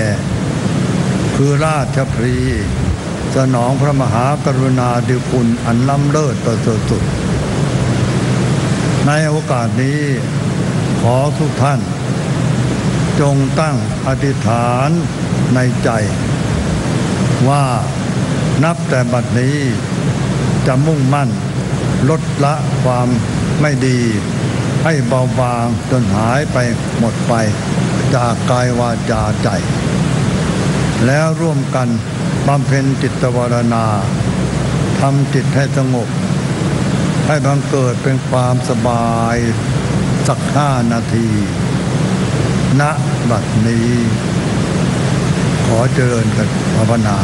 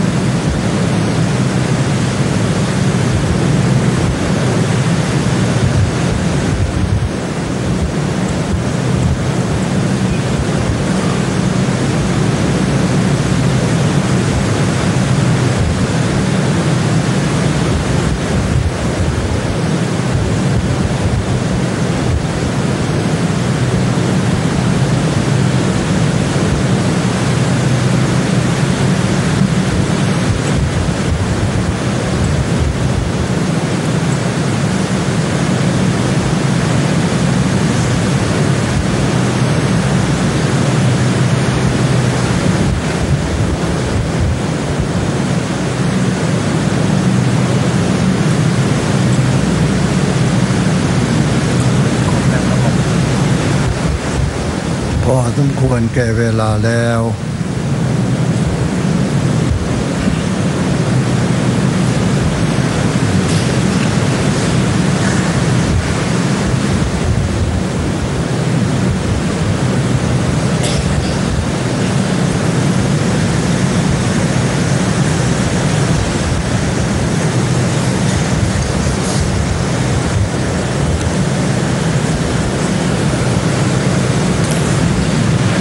สมเด็จพระอริยวงศาธิตยานสมเด็จพระสังฆราชสกลมหาสังฆปรินายกได้ประทานสมโภชนียกถานะคะและทรงกล่าวเชิญชวนให้พุทธศาสนิกชนนั้นได้ร่วมเจริญจิตตภาวนานะคะลำดับนี้พลเอกจรยุทธ จุฬานนท์องคมนตรีผู้แทนพระองค์จะได้ประเคนจตุปัจจัยทายธรรมถวายแด่พระสงฆ์10 รูปค่ะ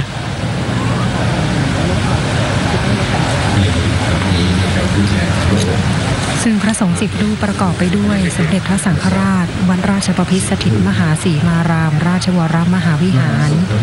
สมเด็จพระธีรยานมุนีวัดเทพศิรินทราวาสสมเด็จพระพุทธาจารย์วัดไตรมิตรวิทยารามพระพรหมวชิรยานวัดยานนาวาพระวิสุทธิวงศาจารย์วัดปากน้ำภาษีเจริญพระพรหมเมธีวัดสัมพันธวงศ์พระพรหมมุนีวัดราชบพิตรสถิตมหาสีมารามราชวรมหาวิหารพระพรหมดิลกวัดสามพระยาพระพรหมโมลีวัดปากน้ำภาษีเจริญและพระพรหมสิทธิ์วัดสะเกษค่ะนอกจากนั้นสมเด็จพระเจ้าอยู่หัวทรงพระกรุณาโปรดเกล้าโปรดกระหม่อมให้ข้าราชการชั้นผู้ใหญ่เป็นผู้ประเคนจตุปัจจัยทายธรรมถวายแด่พระสงฆ์จนครบทั้งสิ้น239 รูปนะคะหลังจากนั้นพระสงฆ์จะได้ถวายอนุโมทนาถวายอดิเรกซึ่งเป็นช่วงเวลาที่วิถีพระองค์จะได้กรวดน้ำค่ะ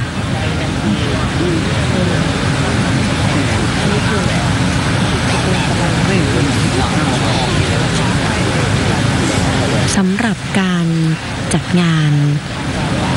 เถลิงศกสุขสันต์มหาสงกรานต์ตำนานไทยนี้นะคะสมเด็จพระเจ้าอยู่หัวทรงพระกรุณาโปรดเกล้าโปรดกระหม่อมให้จัดงานขึ้นเพื่อปลูกฝังให้ประชาชนทุกหมู่เหล่านั้นได้แสดงความกตัญญูกตเวทีต่อผู้มีพระคุณและอดีตพระมหาราชค่ะรวมทั้งเพื่อส่งเสริมสืบสานศิลปวัฒนธรรมและประเพณีอันดีงามของชาติให้เจริญรุ่งเรืองสืบไป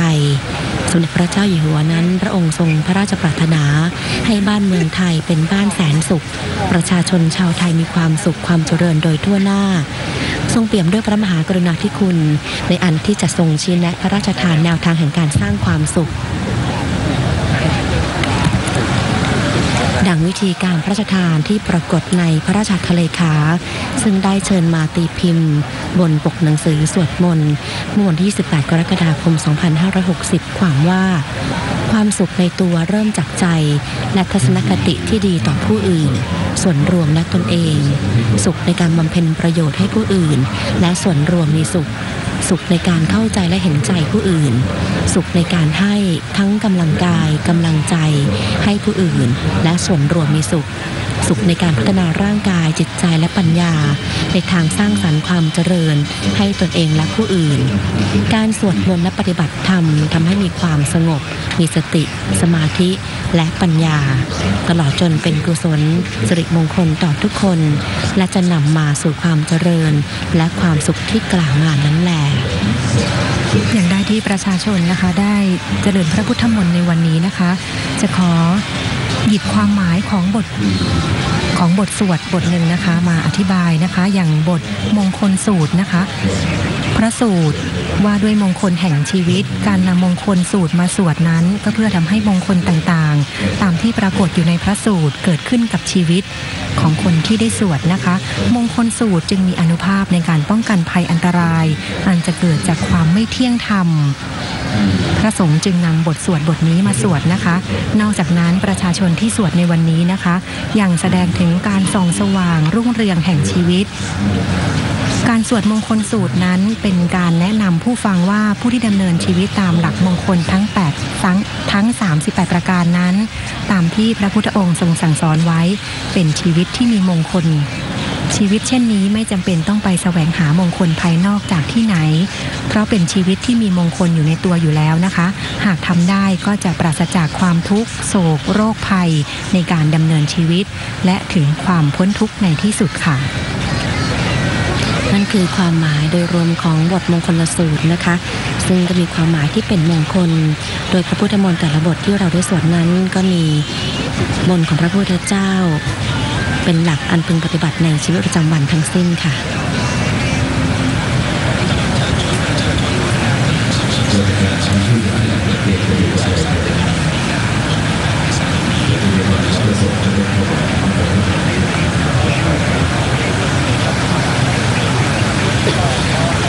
ลำดับต่อไปนะคะพลเอกสุรยุทธ์จุรานนท์องคมนตรีผู้แทนพระองค์จะได้กรวดน้ำค่ะในขณะที่พระสงฆ์จะถวายอนุโมทนาและถวายอดิเรก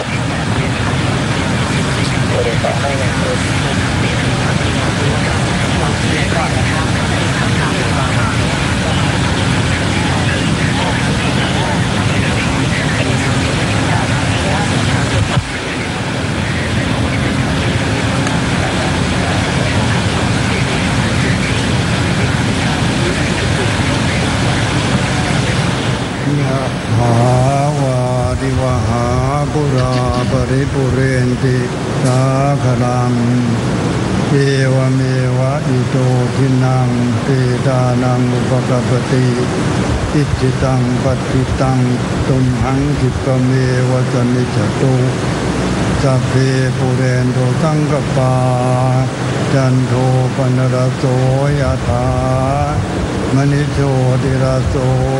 ยถาสัพพิติโยวิวัจจันตุสัพพะโรโค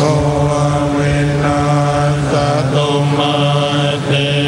ภวัตวันตรายโยสุขีติกายุโกภวสัพพิติโยวิวัจจันตุสัพพะโรโควินาศตุมาเตภวัตวันตรายโยสุขีติกายุโกภวสัพพิ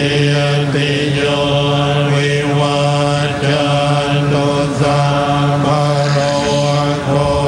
วินาศตุมาเตภวัตวันตรายโย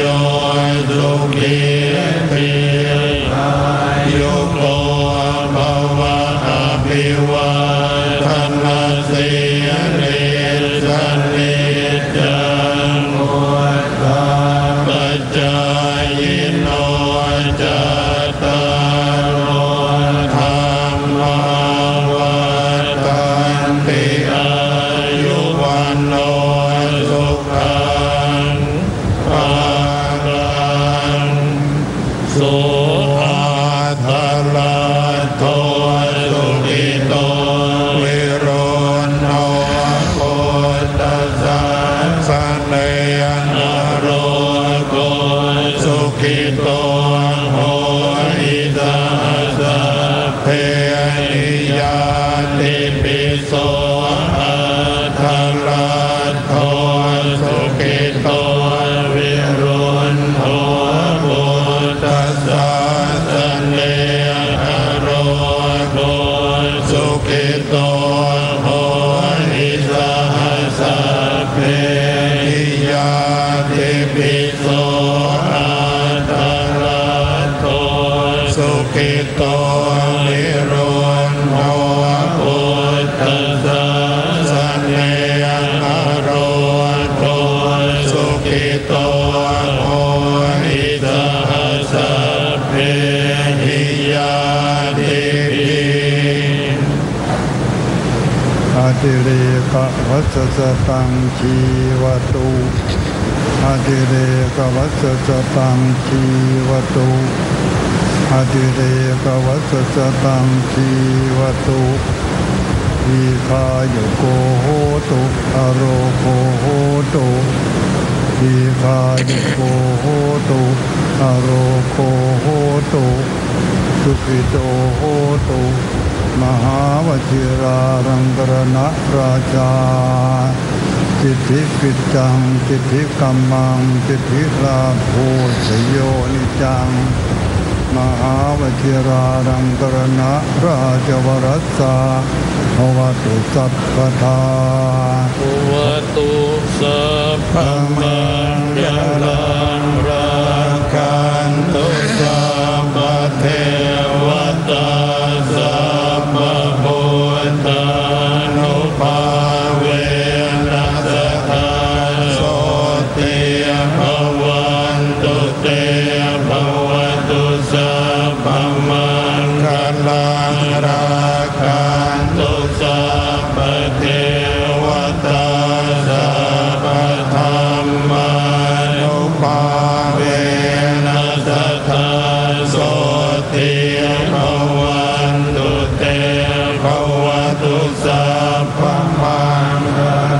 งรักขันตุสัพพเทวตาสัพพสังฆานุภาเวนัสสะโสติภวันตุเต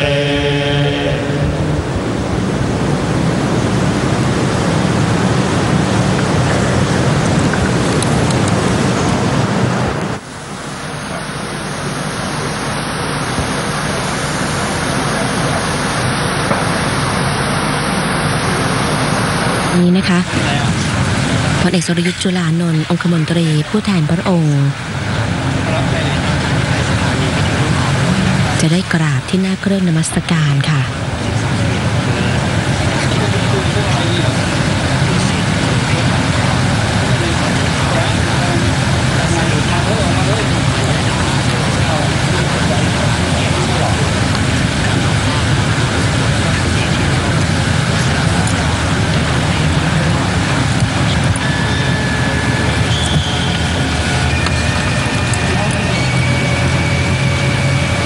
สำหรับการ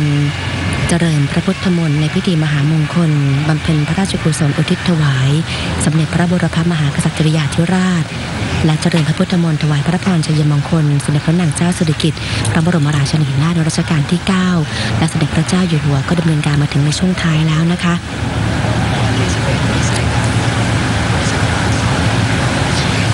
ผู้แทนพระองค์ได้ถวายความเคารพพระราชอาณา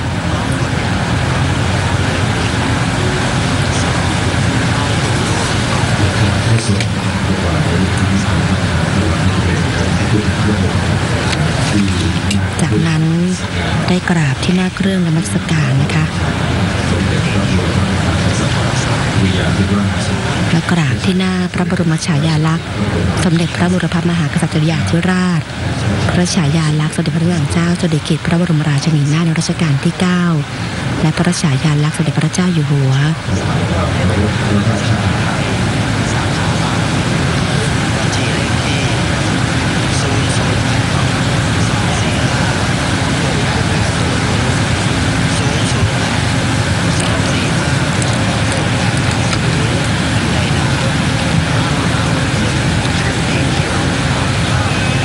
ในลำดับต่อไปนะคะพลอากาศเอกเกษมอยู่สุขหัวหน้าสำนักงานราชเลขานุการในพระองค์ผู้เชิญพระชัยหลังช้างจะได้กราบราบพระชัยหลังช้างบริเวณด้านหน้าโต๊ะหมู่บูชาค่ะ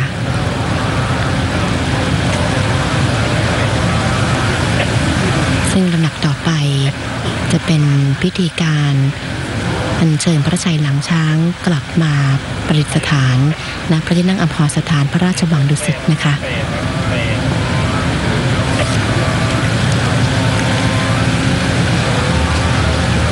โดยนายทหารมหาดเล็กราชบัลลบรักษาพระองค์จะเป็นผู้อัญเชิญพระชัยหลังช้างออกจากโต๊ะหมู่บูชาเพื่อที่จะขึ้นพระราชยานค่ะ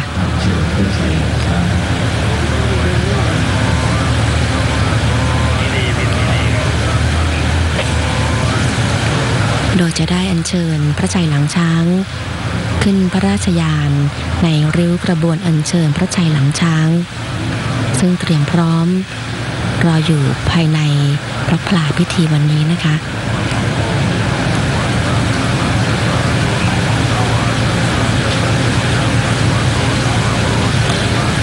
อีกสักครู่พระสงฆ์จะได้เจริญชัยมงคลคาถาผู้แทนพระองค์พร้อมผู้ร่วมในพิธีพุทธศาสนิกชนทุกท่านที่ได้ร่วมอยู่ในงานมงคลนี้จะได้ยืนประนมมือส่งพระชัยหลังช้าง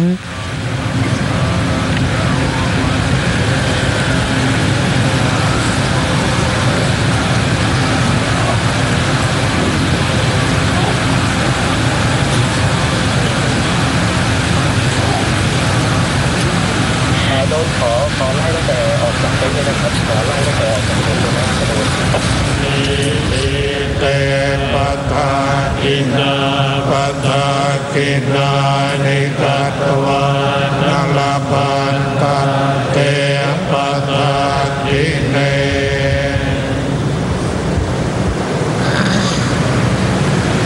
พระสงฆ์เจริญชัยมงคลคาถาในระหว่างอัญเชิญพระชัยหลังช้างออกจากตู้ยืนบริเวณด้านหน้าของมณฑลพิธีนะคะก็จะมีเครื่องสูงได้แก่พระกฏบังสูรและพัดโบกรอตั้งอยู่ด้านนอกค่ะเนื่องจากภายในพระพาพิธีนั้นก็มีเต็นท์นะคะคลุมอยู่ด้วยถือว่าเป็นในที่ร่มเมื่อถึงอยู่ในภายในที่แจ้งก็จะช่องใช้พระกฏพัดโบกและบังสูรนะคะ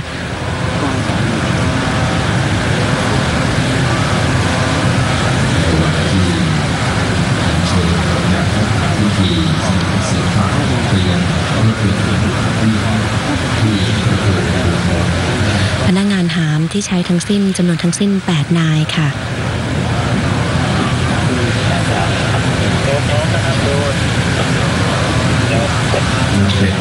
โดยจะมีเทวดา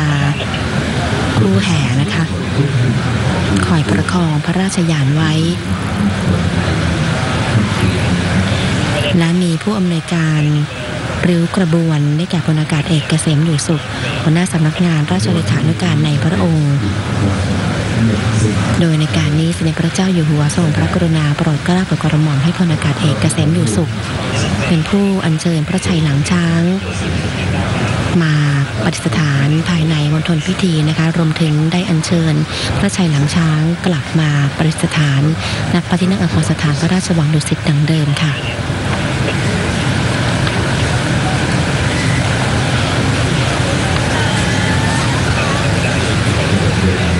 ก็ถือเป็นอีกหนึ่งโอกาสสำคัญที่พุทธศาสนิกชนที่มาร่วมอยู่ในงานนี้นะคะ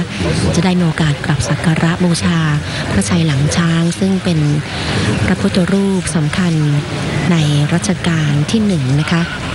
พระพุทธยอดฟ้าจุฬาโลกมหาราชซึ่งเป็นพระพุทธรูปสำคัญซึ่งสมเด็จพระมหากษัตริยาธิราชเจ้าได้ทรงพระกรุณาโปรดเกล้าโปรดกระหม่อมให้สร้างเมื่อมีการพระราชพิธีบรมราชาภิเษกตามประเพณีโบราณนะคะ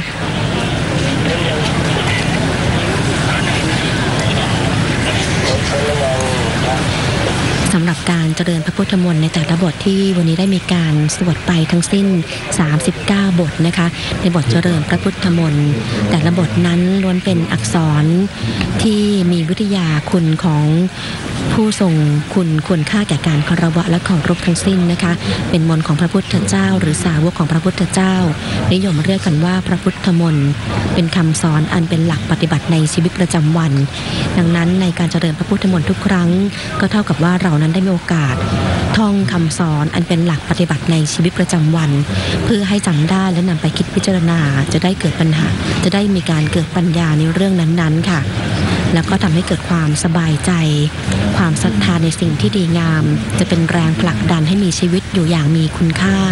และมีปัญญาจะเป็นสิ่งที่จัดการกับปัญหาที่เกิดขึ้นในการดำรงชีวิตอย่างถูกต้องด้วยนะคะ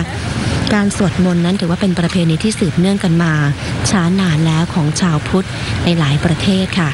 บทสวดมนต์เป็นคำสอนของพระพุทธเจ้าที่พระองค์ทรงสั่งสอนในสมัยพุทธกาลพระพุทธเจ้าก็ทรงแนะนำให้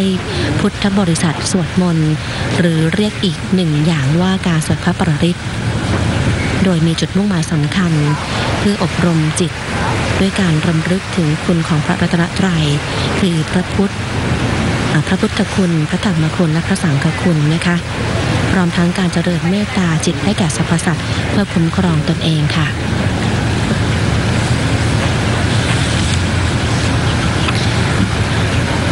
หลับนี้นะคะผู้แทนพระองค์ได้เดินออกจากพระพลาพิธีไปยังรถยนต์ประเทียบนะคะซึ่งได้เทียบอยู่ทางด้านซ้ายของพระพลาพิธีในวันนี้เพื่อที่จะเดินทางกลับค่ะ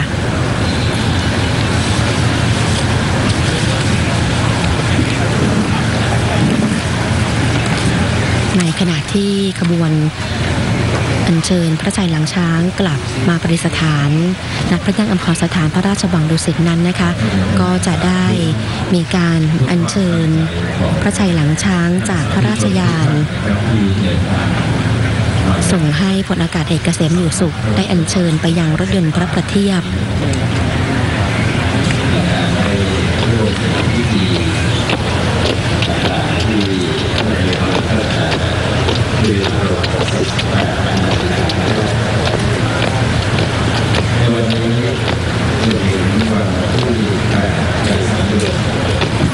พุทธศาสนิกชนนะคะที่อยู่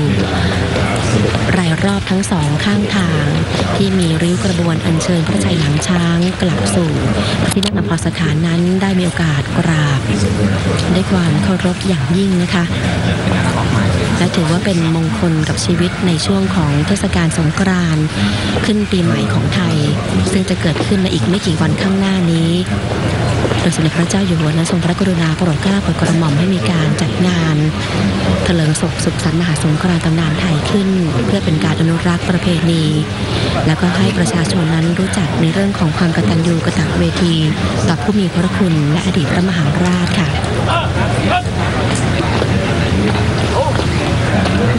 ริ้วกระบวนอัญเชิญพระชัยหลังช้างมาถึงยังบริเวณด้านหน้าของสนามเสือป่าแล้วนะคะประชาชนที่มาร่วมท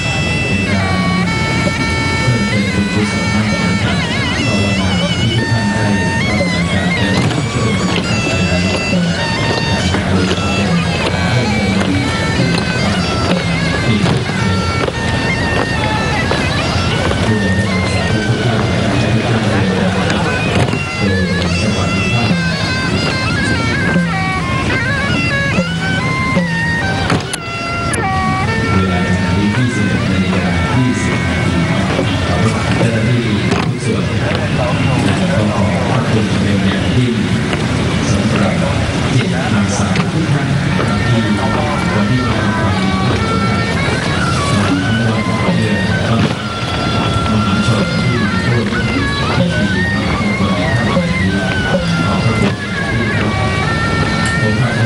นลำดับนี้นะคะขบวนพระราชยานก็จะได้อัญเชิญพระชัยหลังช้างไปตามทางบริเวณพระลานพระราชวังดุสิตนะคะ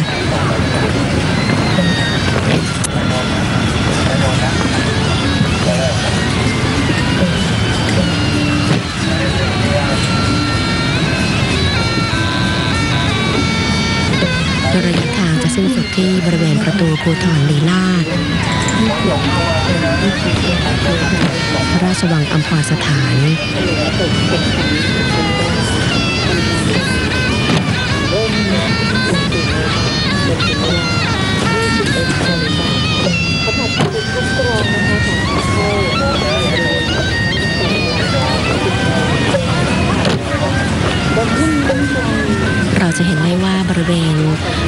ราชานุสรณ์นั้นได้มีการตกแต่งประดับประดาด้วยสวนดอกไม้ไทยนะคะซึ่งเป็นไม้หอมทั้งสิ้นนำมาใช้ในงานเถลิงสุขสันต์มหาสงกรานต์ตำนานไทยในครั้งนี้เป็นกรณีพิเศษค่ะด้วยที่สุดข้าวข้าวหวานแบบมาเซ็ตขอความเป็นธรรมไม่ขอความต้องนะคะเสื้อขายดีแล้วก็ไม่ต้องการตีขีดครับถูกต้องค่ะเพราะว่าภายในเดือนเรามีอบข้าวก็ในช่วงวันที่หนึ่งและวันที่สาม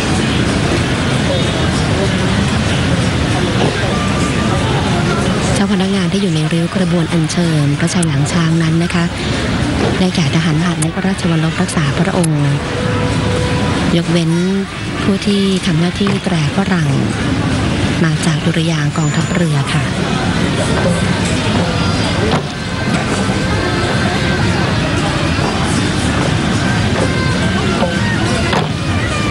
ในการนี้สมเด็จพระเจ้าอยู่หัวทรงพระกรุณาโปรดเกล้าโปรดกระหม่อมให้เจ้าพนักงานนั้นได้จัดริ้วขบวนในการอัญเชิญพระชัยหลังช้างตามพระราชอิสริยยศตามแบบแผนราชประเพณีที่มีมาแต่โบราณนะคะ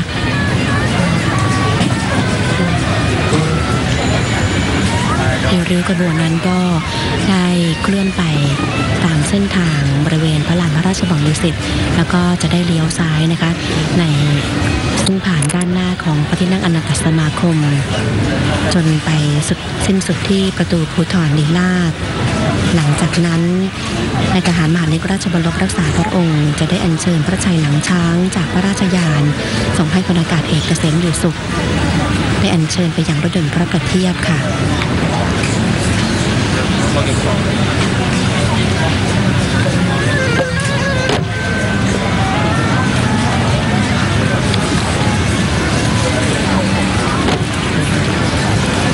สำหรับการจัดงานเถลิงศกสุขสันต์มหาสงกรานต์ตำนานไทยนะคะในวันพรุ่งนี้นะคะ7 เมษายน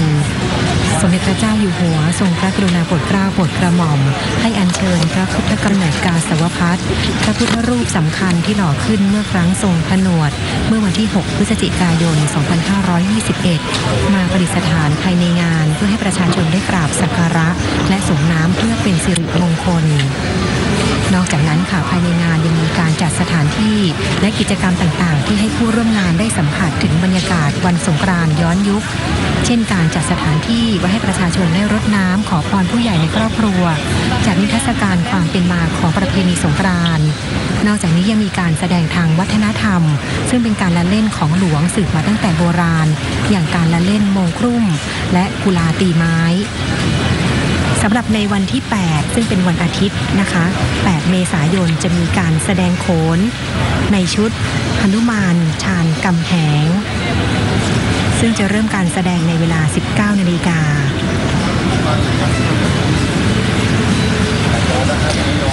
นอกจากนี้นะคะภายในงานยังมีการสาธิตการปรุงเครื่องหอมการทำอาหาร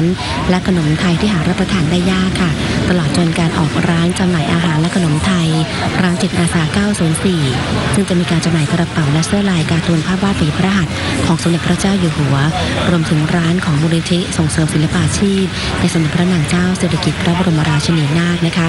อีกหนึ่งกิจกรรมก็คือกิจกรรมการแข่งขันก่อเจดีย์ทรายชิงโล่รางวัลพระราชทานสมเด็จพระเจ้าอยู่หัวเพื่อสืบสานประเพณีการขนทรายเข้าวัดและนอกจากนี้ทางสำนักช่าง10 หมู่ค่ะได้มีการออกแบบและจัดทำพระเจดีย์ทรายจำลองเพื่อเป็นตัวอย่างแล้วก็ให้ผู้ร่วมงานนั้นได้ถ่ายภาพเป็นที่ระลึกนะคะจำนวนทั้งสิ้น4 องค์ด้วยกันซึ่งมีต้นแบบมาจากพระเจดีย์ใน4 ภาคของประเทศไทยที่มีเอกลักษณ์เฉพาะถิ่นได้แก่พระปฐมเจดีย์จังหวัดนครปฐมพระธาตุหริพุนชัยจังหวัดลำพูนนะคะพระธาตุพนมจังหวัดนครพนมและพระบรมธาตุเจดีย์จังหวัดนครศรีธรรมราช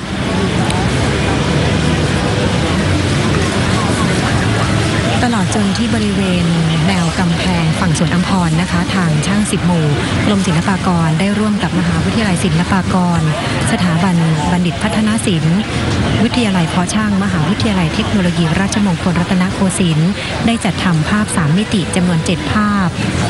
เพื่อให้ผู้ที่เที่ยวงานนะคะได้ชมและถ่ายรูปเป็นที่ระลึกมีภาพประเพณีการก่อเจดีย์ทรายภาพการเล่นน้ำสงกรานต์ภาพหนุ่มสาวเล่นน้ำสงกรานต์ที่ฉากหลังเป็นวัดมหาธาตุจังหวัดพระนครศรีอยุธยา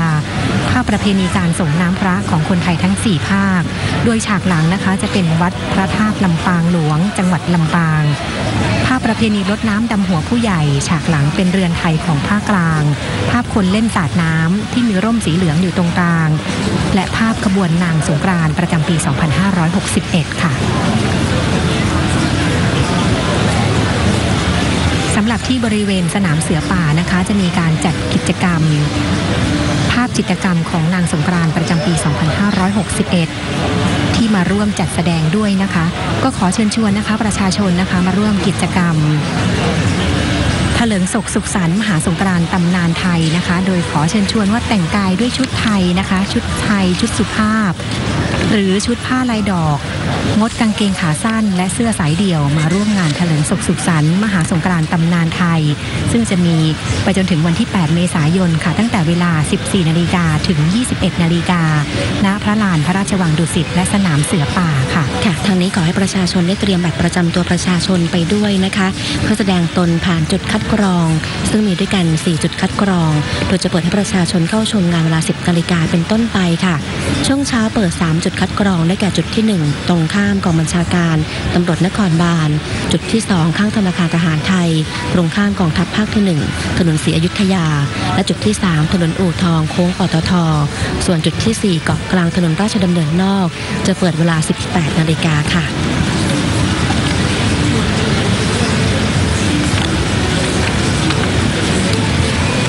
สำหรับในวันนี้นะคะมาถึงช่วงท้ายของการถ่ายทอดสดในโอกาสที่สมเด็จพระเจ้าอยู่หัวทรงพระกรุณาโปรดเกล้าโปรดกระหม่อมให้